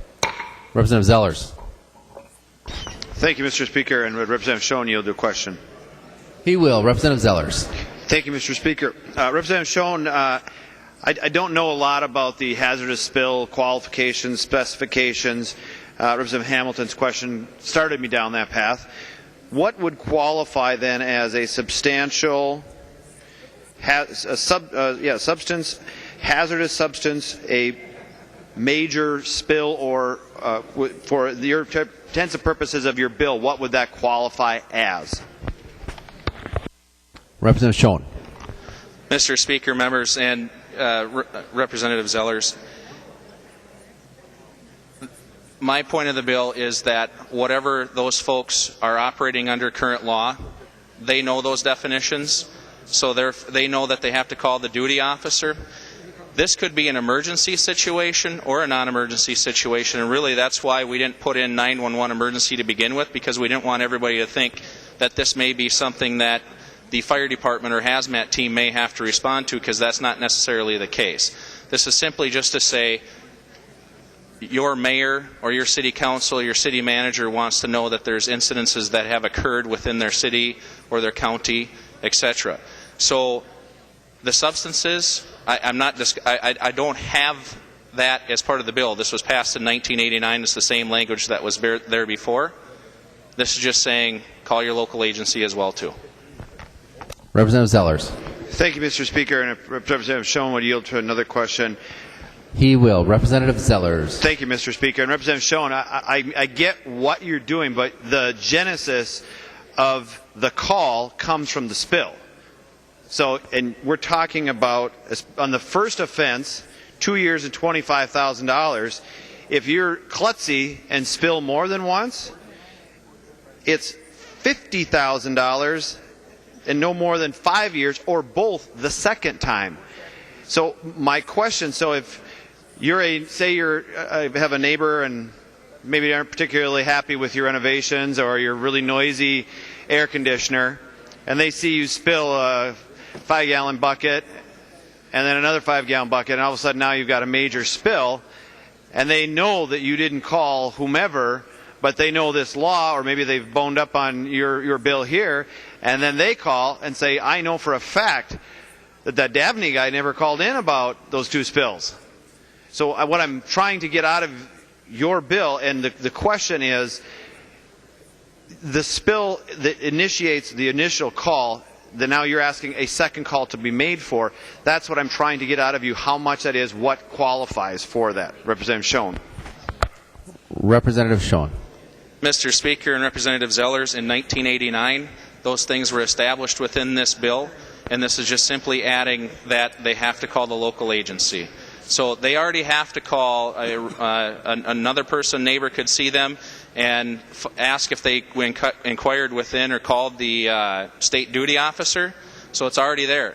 Now they know they have to call the duty officer. If they didn't call the duty officer, now it's the addition of you have to let your local jurisdiction. So in your case, the city of Maple Grove would also need to get a phone call to let them know that something happened within their jurisdiction. Representative Zellers. Thank you, Mr. Speaker. And Representative Schoen, that really is the point. Is now you have government yet again, because government is inefficient at doing their job. You're going to make and again, I'm not opposed. If you do absolutely spill something hazardous, and if it's a big mistake, you absolutely should not report it. You should clean it up. You should pay any damages that have been done because of it. But making and especially in a case of in a rural area, making someone in a rural area call 2, 3, 4 different agencies when they've already called 911 to explain what had happened, it's a burden on that individual, an extra burden, in addition to the 2 years or $25,000 that they may already be paying. And although I don't know a lot about the spill business, I do know a little bit about agriculture, and sometimes this can happen in rural areas where a neighbor one spring drains his land on another neighbor's particular area that he didn't want to have water flow through. Sees maybe he leaves his anhydrous tanks on a little bit long when he's coming out of the field and going into the field, and says, you know what, I think that was more than 5 gallons. Representative Hamilton did spill 5 gallons when he was leaving the field. Doesn't necessarily know about this law, calls in and says, yeah, I know Hamilton didn't report to the county and the city and whatever other jurisdiction on there. You guys should go and fine him. I want to see $25,000 fine on him. He spilled it and he didn't admit to it. So you're creating here not only a bureaucracy, but you're creating a situation not only for bad neighbors, but for an unintended consequence of someone who made a genuine mistake, did call once, but now doesn't know that he has to call the city, the county, township board, whomever it may be. And that's not a burden that we should be putting on individuals who are already reporting, who are already going to be making sure that they clean up what mess they made. I think it's a bad bill, Representative Schoen, no offense to you, but $25,000, 2 years in jail, or a $50,000 fine for what would be normally something you've already reported, I think is just overburdensome on an individual, a hardworking Minnesotan who may or may not have made a mistake out in the field or in their home. I think one agency is enough. You shouldn't have to go to multiple agencies. Representative Howe. Thank you, Mr. Speaker. Representative Schoen, you and I had some conversations here in the back, and I've spent 26 years in the fire service in 3 different departments, 16 of those with the St. Cloud Fire Department that happens to be the chemical assessment team, or a CAT team, what we normally call them, and who also has the Tri-County Hazardous Response for the in the Stearns, Benton, and Sherburne area. I called them to see if they knew about the bill, and they did not. And I asked them if they'd ever had any problem with being notified of a spill in their area, and they hadn't. They didn't understand where this actually came from.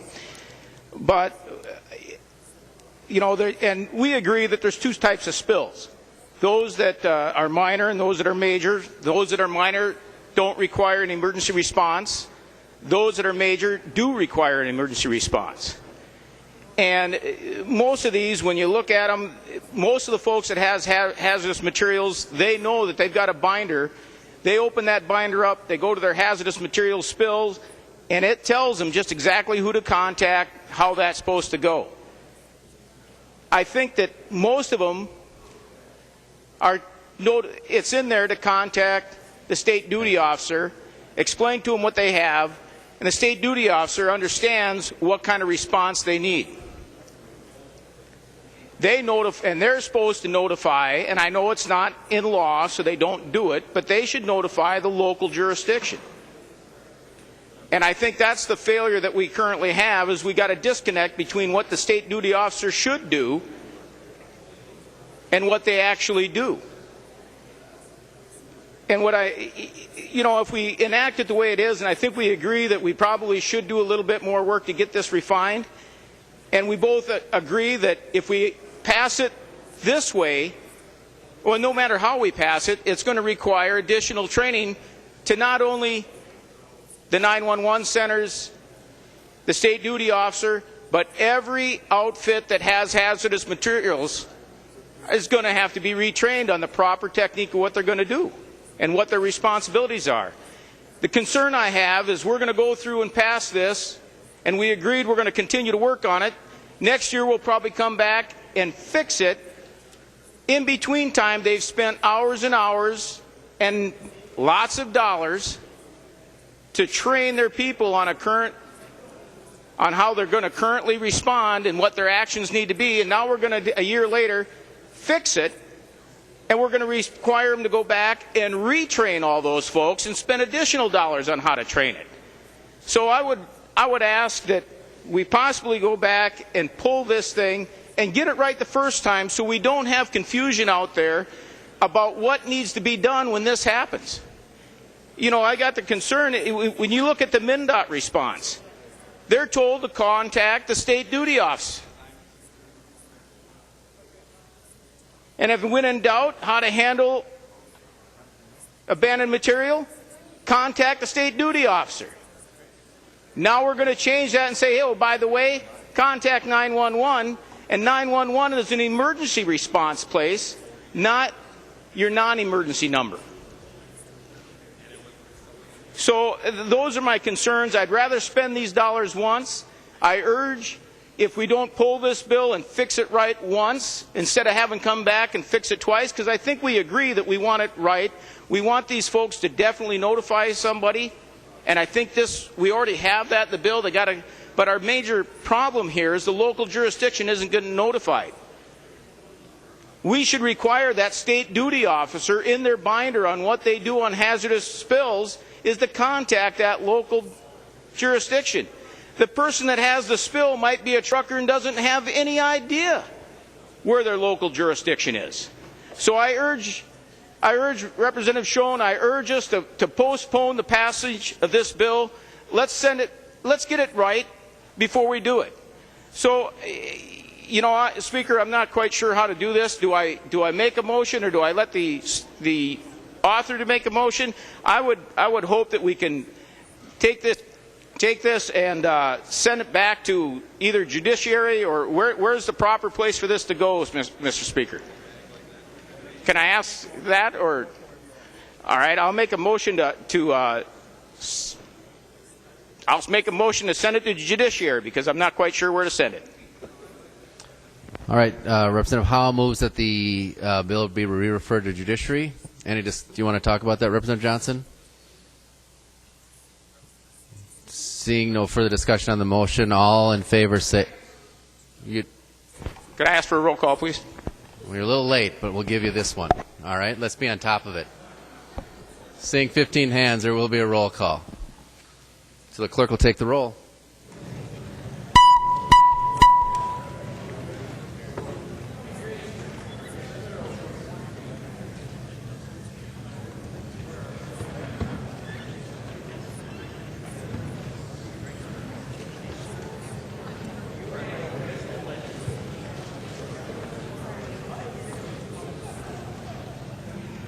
Clerk will close the roll.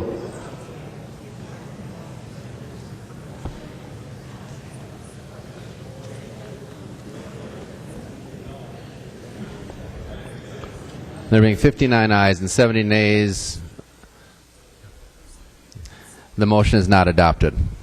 Representative Keel.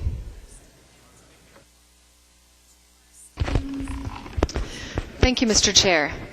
Representative Schoen, Mr. Speaker, excuse me. Representative Schoen, if I could ask him a question. He will yield. Representative Keel. I'm not sure if you're aware, I'm a farmer, so I listened to Representative Zeller's talk about the issues, and I think you referred to this as not changing any of the agricultural issues or how much that was spilt. But in the agriculture world, if we have a spill, first of all, if we have our pesticide license, we have a 3-year pesticide license. Were you aware of that? Mr. Speaker and Representative Schoen. Representative, yes. Representative Keel. Thank you, Mr. Speaker.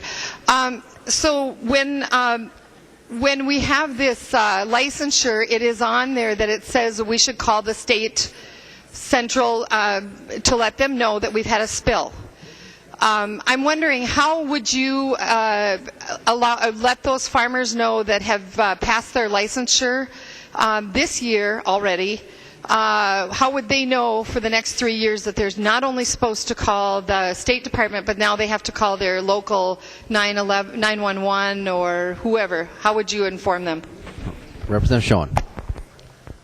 Mr. Speaker and Representative, this comes down to continuing education and the licensing agency. Just as any other state statute that may pass in this body, they would update their licensees, and whether you're a chiropractor or whether you're a nurse, a paramedic, a police officer, we get those continuing ed updates every year from the legislature and what we have to do, and that's one of the primary ways. Representative Keel.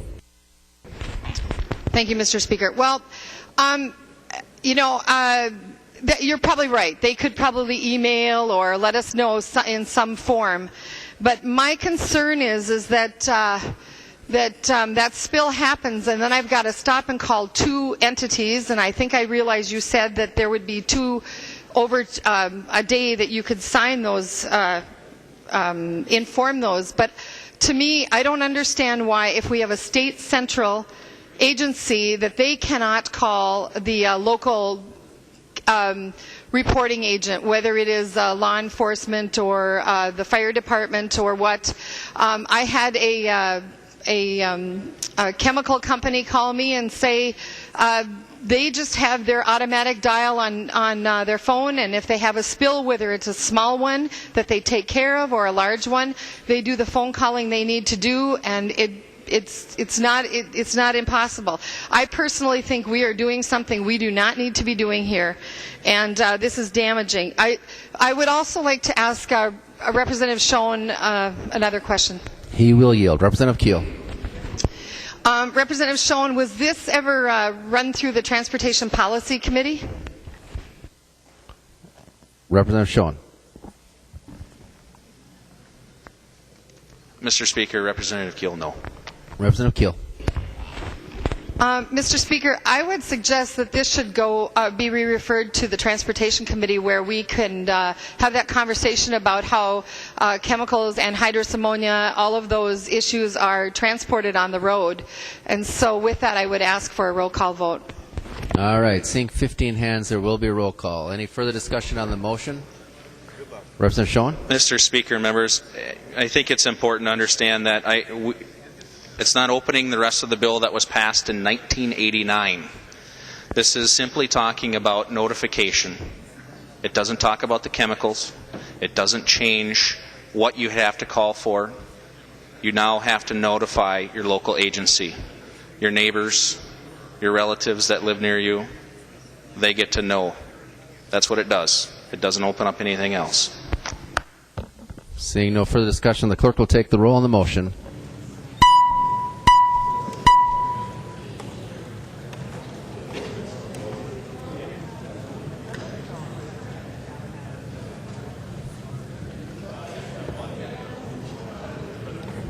Clerk will close the roll.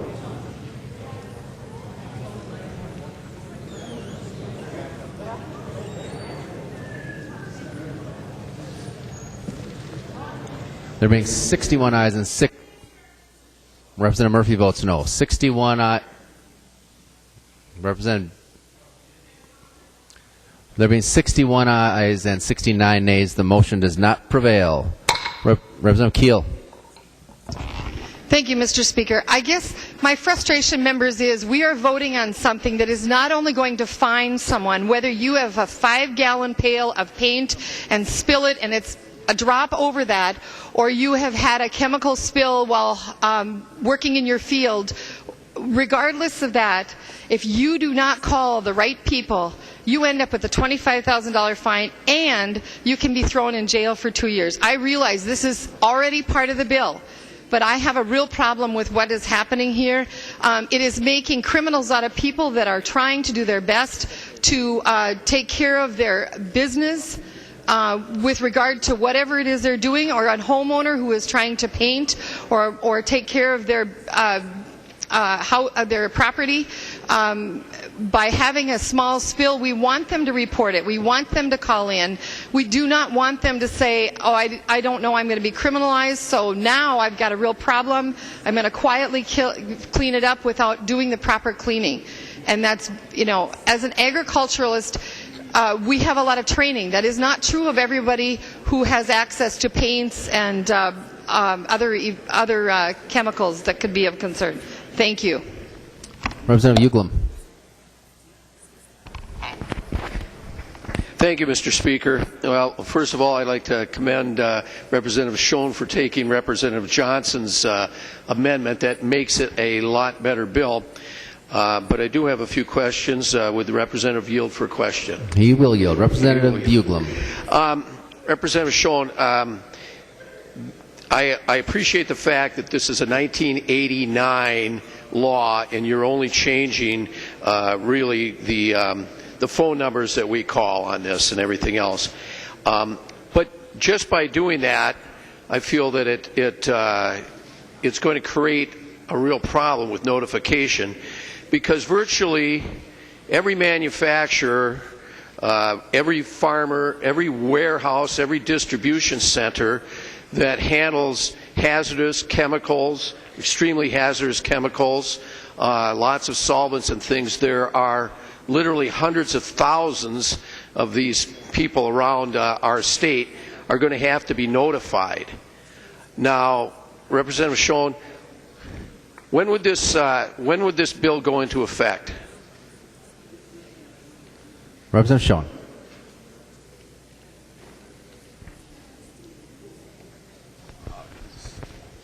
Mr. Speaker and Representative Uglum, I believe, and I'll defer to the Speaker on this, but if we don't specify a date, it's August 2013.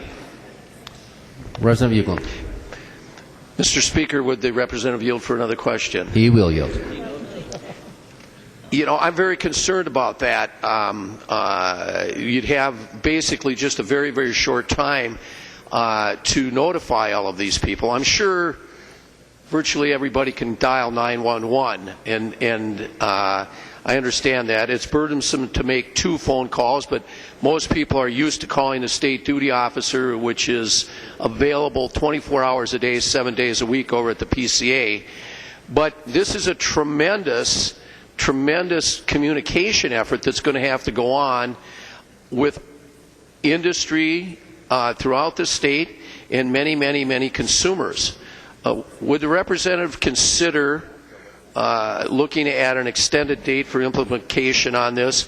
And would the representative consider talking to the appropriate agency, I'm assuming PCA or whatever, whoever is going to be implementing this, and getting a little more extended time frame on when this bill will go into effect? I would hate to have people, and I appreciate the fact that it says up to $25,000 in 2 years, but I would hate for someone to be paying that if we fell down in terms of notifying them of the change in the law. Representative? Representative Schoen. Mr. Speaker, Representative Uglum, Representative Howe made that case pretty well. I mean, they have the books. They will get updated. Once again, that information gets back out through the appropriate licensing agencies. The updates on what happens at the legislature, as you know from running a city in the past, you're going to get that information. And I do recognize what you're trying to say. I think it's a valid point to make sure that we want to make sure people are notified. And as with so much legislation that comes through here, it gets vetted out to everyone, and I think those concerns happen on many different things. I don't think that this is any more exclusive than the next.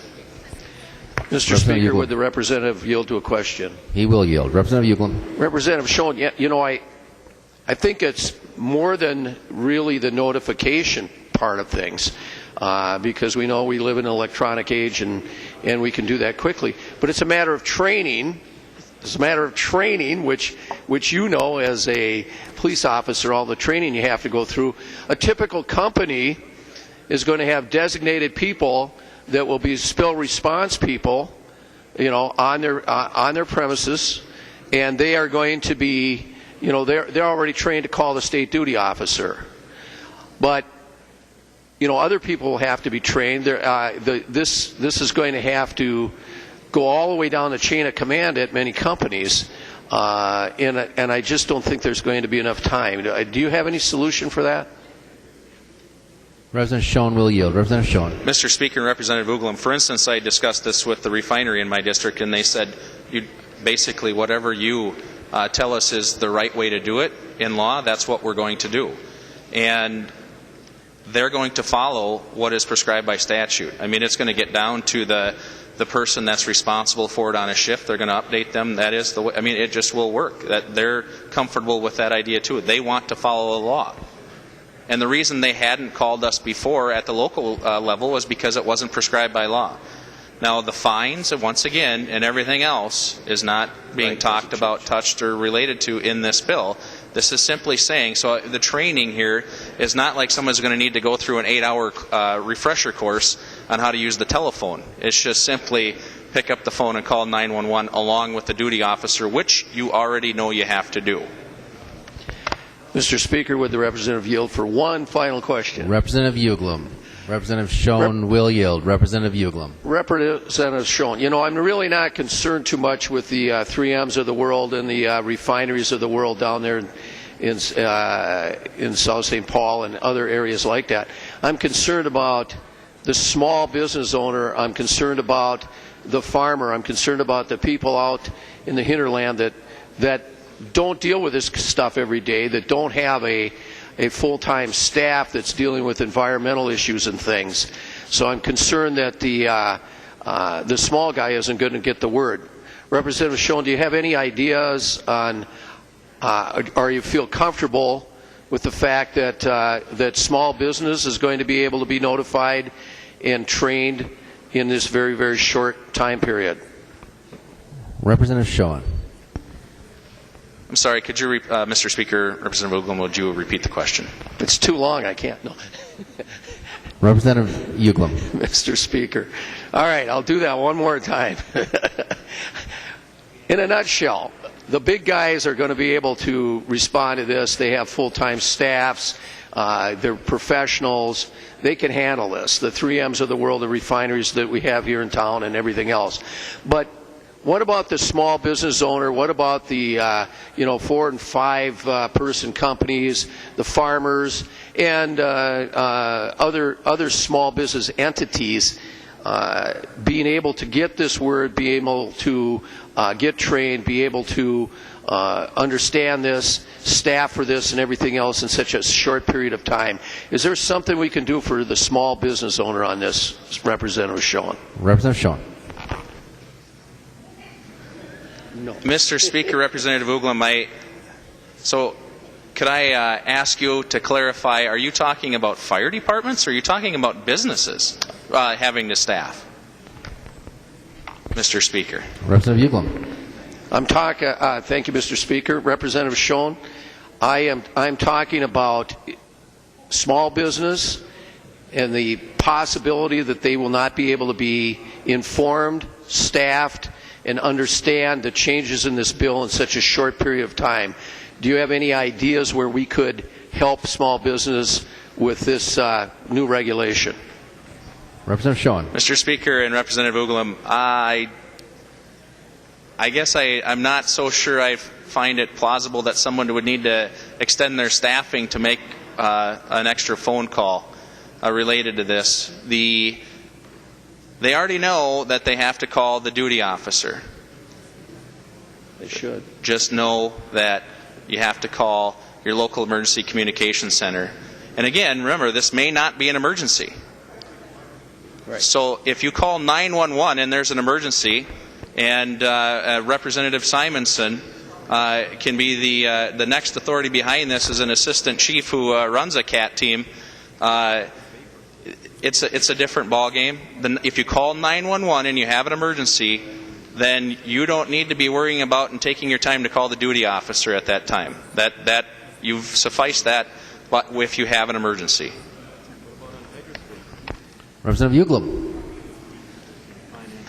Thank you, Mr. Speaker. Would the representative yield to one final question? He will yield. Representative Uglum. All right. I guess really, Representative Schoen, I'm not talking about the procedure here and everything else. I'm talking about the fact that this word is not going to be, this new regulation, this 2 phone call move versus 1, is going to take a long time to filter down in the hinterland and to small business. And I would think that this would be a much better bill if we could extend the period of time for this to take effect, something in the neighborhood of an additional 90 days over what we're talking about now. I'll yield, Mr. Speaker. Thank you. Representative Quam. Thank you, Mr. Speaker. Would the author yield to a question? He will. Representative Quam. Thank you, Mr. Speaker. I'm curious as to how many ecological, environmental problems, disasters, issues, emergencies this bill would prevent or avoid or mitigate compared to the existing language and statute. Representative Schoen. Mr. Speaker, Representative Quam, I don't know that there's a prevention piece in this. This is simply making sure the local jurisdictions know. Representative Quam. Thank you, Mr. Speaker. Would the author yield to another question? He will. Representative Quam. Thank you, Mr. Speaker. Is there can you expound on exactly why a local, because I'm trying to understand, some of the locals may not have 24/7 that the original intent was aimed at. So can you let me know what is the effectiveness if you have a volunteer group or a daytime houred group of having this notification, and again, what improvement to the environment and the safety of the people this would ensure? Representative Schoen. Thank you for that question, Representative Quam, Mr. Speaker, and thank you, Representative Quam, for that question. You actually make a very good point. And one of the things that this would do is it would give instantaneous record keeping to the local jurisdiction to understand if there's a continuous violator or someone having continuous problems within their district, and it makes it open and clear. And then they can know that quickly, and then they can have some quicker and more immediate response to their own citizens' concerns within their city, or county, or otherwise when there is problems. Representative Quam. Thank you, Mr. Speaker. Would the author yield to an additional question? He will yield. Representative Quam. Thank you. So my interpretation of this is that presently the statewide person that's being notified doesn't communicate with any of the local government entities, and that the MPCA, who may get involved in a more egregious situation, isn't communicating with the local entities. So this is to make sure that the public is guaranteeing that the local entities are in the loop. And then the second part of this would be, why isn't the state making sure and communicating and working hand in hand with these local entities? Representative Schoen. Thank you, Mr. Speaker, and Representative Quam. I'll agree with you. I would like that. This simply adds that the person who is responsible for the spill or otherwise that knows they have to call the duty officer also calls a local jurisdiction. Thank you, Mr. Speaker. Would the author yield to an additional question? Thank you. What is the current staffing for the State Department that is handling these phone calls, and what is their budget, and as part of that budget and function supposed to be interacting with and communicating with the local entities? Representative Quam, or Representative Schoen. Thank you, Mr. Speaker and Representative Quam. I'm not touching the public safety budget amongst this bill. This simply asks that those that cause the spill or have a spill call their local jurisdiction as well as the state duty officer. Representative Quam. Thank you, Mr. Speaker. I guess I'm looking for a clarification on that question, if the author would yield one more time. He'll yield. Representative Quam. Thank you. I was basically trying to understand why or if there is sufficient staff at the state level to handle, because frankly I would think that part of their mission in order to carry out their duties would be to communicate locally. So I wasn't looking at your bill adjusting that. I'm assuming that the author checked into what the actual duties, activities at the state were. Did they have, were they already carrying out this function, or were they understaffed, or those type of details? And so when I'm looking at this bill and we're asking for citizens across the state to fill in and perform this function, no matter how small the activity or what is happening, that I just really want to know what we're paying this state group to do, how many there are in the group, and just a better idea of why they aren't communicating with our local entities in order to have that partnership between the state and our local government. Representative Schoen. Mr. Speaker, Representative Quam, Representative Johnson's amendment actually does something very good in this bill. Is if you're a trucker, if you're operating a train or otherwise, and you call 911 with our E911 locating services, it lets us know exactly where they are. So the bill doesn't cover the question you're raising. It simply is requesting that we call 911 at this point with the amendment to let the local jurisdiction know, as well as the state duty officer, which they're already obligated to call. Representative Newberger. Thank you, Mr. Speaker. Would Representative Schoen be inclined to answer one more question? He would love to. Representative Newberger. Well, thank you. Representative Schoen, I sat on the committee with you on this, and I agree with you. I think that in concept that this needs to be addressed. I think what we're trying to do, though, is I think we're trying to drive a tack with a sledgehammer. As I've been processing through and reading this, there really hasn't been much consideration taken to our educational facilities, our high schools, our junior highs, our colleges, our medical schools, our dental schools, all of their places of higher learning that have a biology department, a chemistry department, any type of science department that are handling all these different classifications of what would be considered hazardous materials. I think this could have a repercussion in our education community. Case in point example being, if you're in chemistry class and you spill something in chemistry class, is that teacher or that professor now going to be liable every time they tip over a test tube of something to call 911? And if they don't, they could be facing this possible fine and imprisonment. I think this is a liability that we should not be putting on our educational community as well.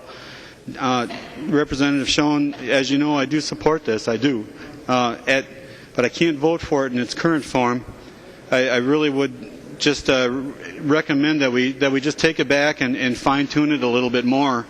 I do know that if I was a professor at a college in a chemistry class and I knew that if there was any kind of a spill, I could be liable for this because the substances I'm using are classified as hazardous or extremely hazardous, I'm going to have second thoughts about what I teach or what I keep in my cabinet to teach my students. And then reflecting back to even on a more home level, we have what if you change your oil? You spill a quart of oil on your driveway. That's a hazardous substance. That's classified. Whenever there's an oil spill, that's a hazardous material. That's a hazardous substance. There's an environmental impact. By law, that's what that is. Representative Schoen, the question I'd like you to answer is would you be willing just to come back and maybe we could fine tune this a little better and just have some tighter parameters so that we're not driving a tack through the wall with a sledgehammer? Thank you. Mr. Speaker, Representative Newberger. I don't. Oh, sorry. Didn't recognize you. Representative Johnson. Mr. Speaker, would Representative Schoen yield for a question? He will yield for a question. Representative Schoen. Mr. Speaker, Representative Schoen, is the Minnesota duty officers currently contacting local officials when there's been a spill? Representative Schoen. Mr. Speaker, no. As far as I know, no. Your question specifically, that may be better directed toward Representative Simonson on exactly how that works versus emergent or not. But if it's a non-emergency, they do not. Representative Johnson. Mr. Speaker, I can attest that Minnesota duty officer does report these spills to local officials. After 27 years in law enforcement, every day I walk into our dispatch center, there's always a report from the Minnesota duty officer that's been sent over. I don't believe there's any need for contacting local law enforcement or local officials unless, as in the Minnesota duty officer bulletin says, the first thing you should do is call 911 when there's life or property threatened, then call the duty officer. When you call the duty officer and they feel that there's a serious danger, I've been in my dispatch center when they've called to have us respond. The Minnesota duty officer is doing that job and they're doing it well. Representative Schoen might be trying to fix a situation that might be just a protocol change with their department or in their county. In our county, whenever a report from the Minnesota duty officer comes in, they're automatically faxed to the proper jurisdiction from our department.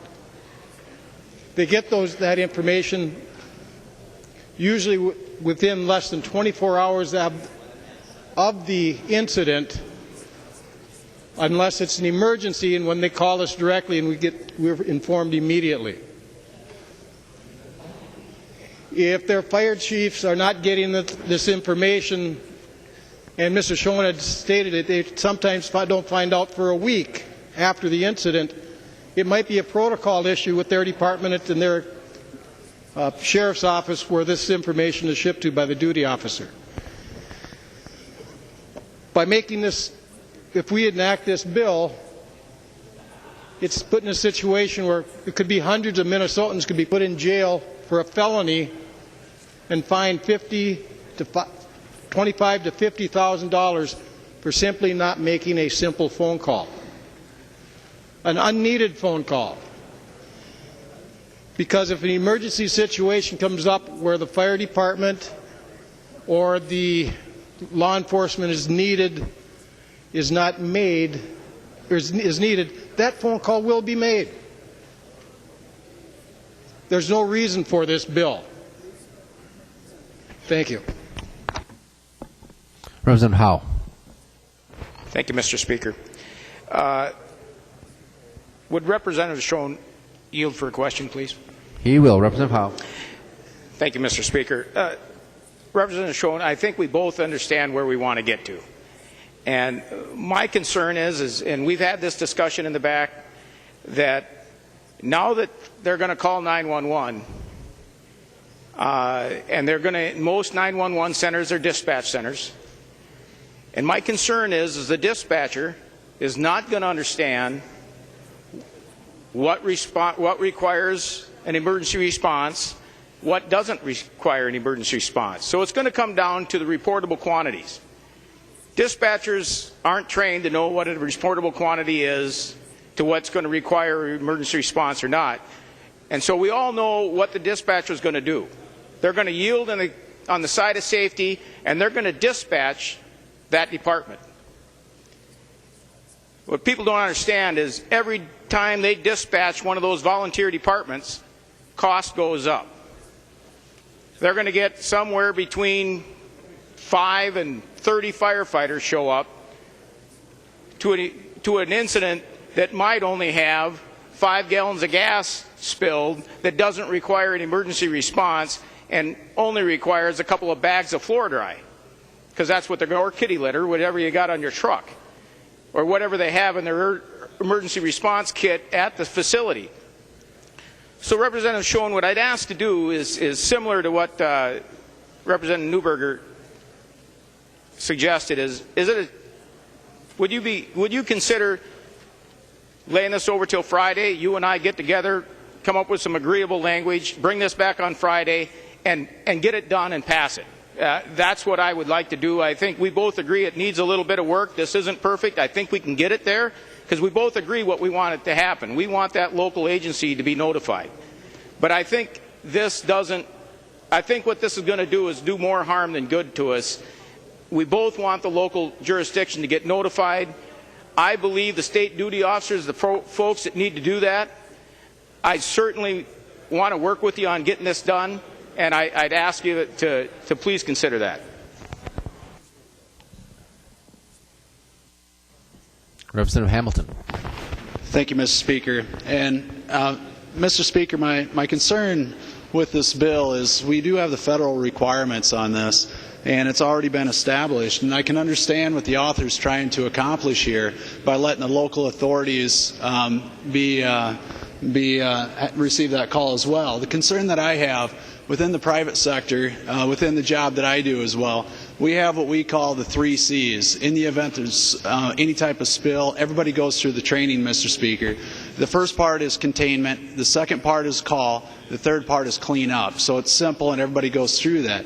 The concern that I have with, in the event something like this happens, the individual goes and they call the duty officer, and then they run back outside to contain it or start cleaning up. In the event they fail to make that 911 call into that system, they could now be subject to an additional $25,000 fine.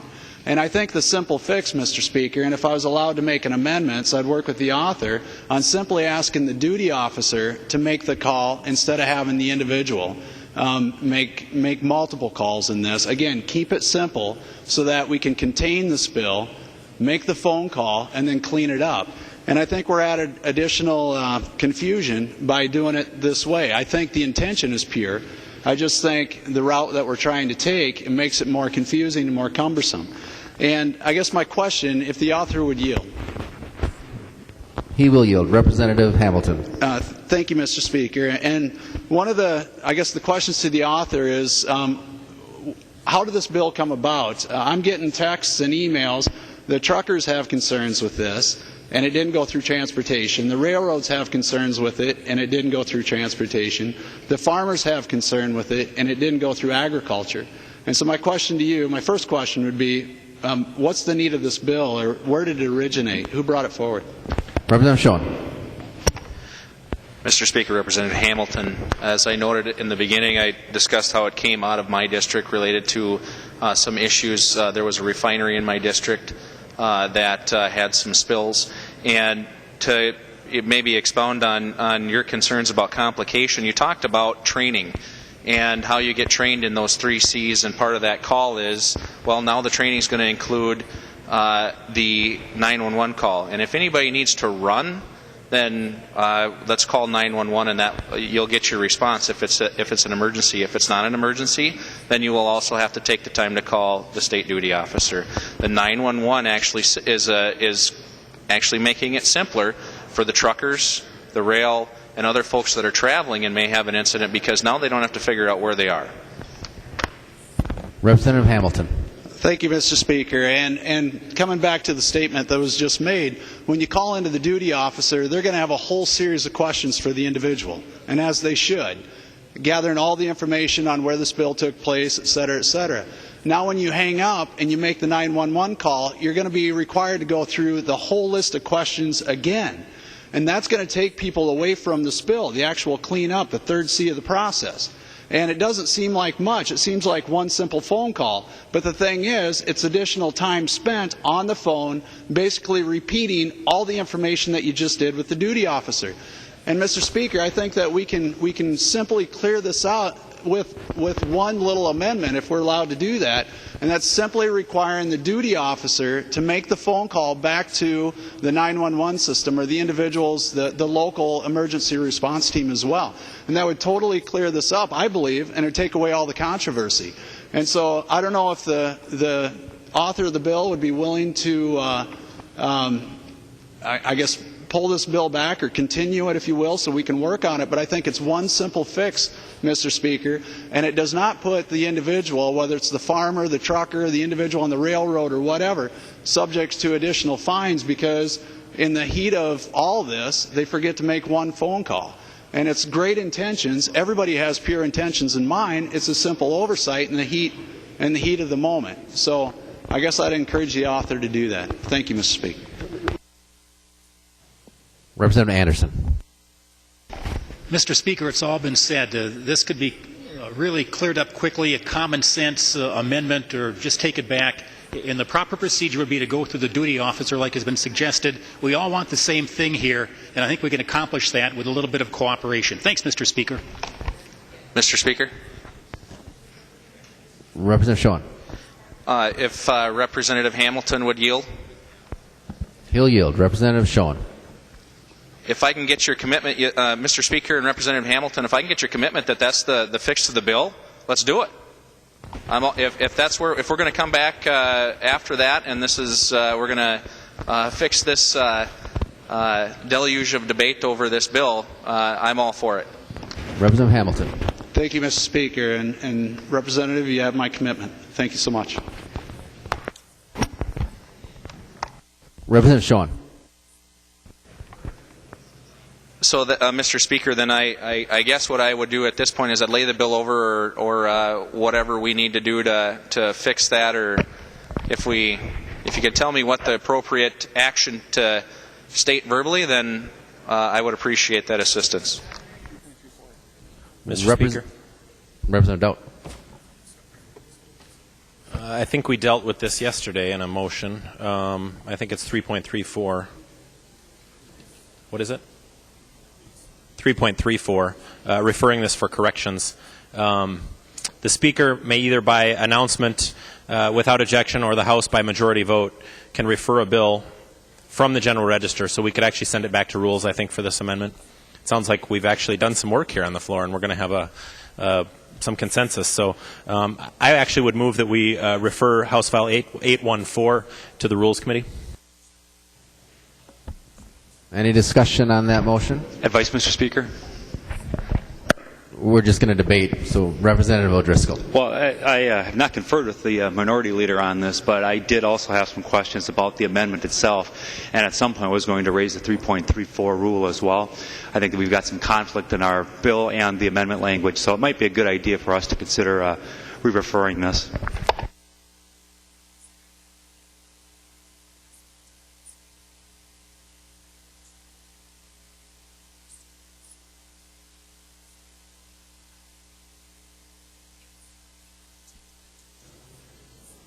Any further discussion on the motion? Representative Schoen? Okay. Seeing no further discussion, all in favor of the motion say aye. All opposed, no. Motion prevails. Report from the Committee on Rules and Legislative Administration. Report from the Committee on Rules and Legislative Administration. Mr. Murphy, for the Committee on Rules, designates the following bills pursuant to Rule 121 and 333 to be designated as bills be placed on the calendar for Friday, April 19th. Senate file numbers 671, House file numbers 1160, 819, and 1195, and Senate file numbers 359 and 1168. Motions and resolutions. Copies of the non-controversial motions and resolutions are online and at the front desk. If there's no objection, those motions will be acted upon. Hearing no objection, those motions prevail. Announcements. Any announcements? Representative Carlson. Mr. Speaker, members, the Ways and Means Committee will meet 15 minutes after we adjourn in room 200. Health and Human Services. Representative Nelson. Thank you, Mr. Speaker. And Government Operations will be meeting, make it quarter 2 in room 5 in the State Office Building. Representative Linczewski. Thank you, Mr. Speaker. And members of the Tax Committee, we will meet in 1 hour. 1 hour. Representative Murphy. Thank you, Mr. Speaker. And members, I move that when the House adjourns today, it adjourns until 9 a.m. Thursday, April 18th, 2013. Representative Murphy moves that when the House adjourn today, it adjourn until 9 a.m. Thursday, April 18th, 2013. All in favor say aye. All opposed, no. Motion prevails. Representative Murphy. I move that the House do now adjourn. Representative Murphy moves the House do now adjourn. All in favor say aye. All opposed, no. Motion prevails. The House stands adjourned until 9 a.m. Thursday, April 18th, 2013.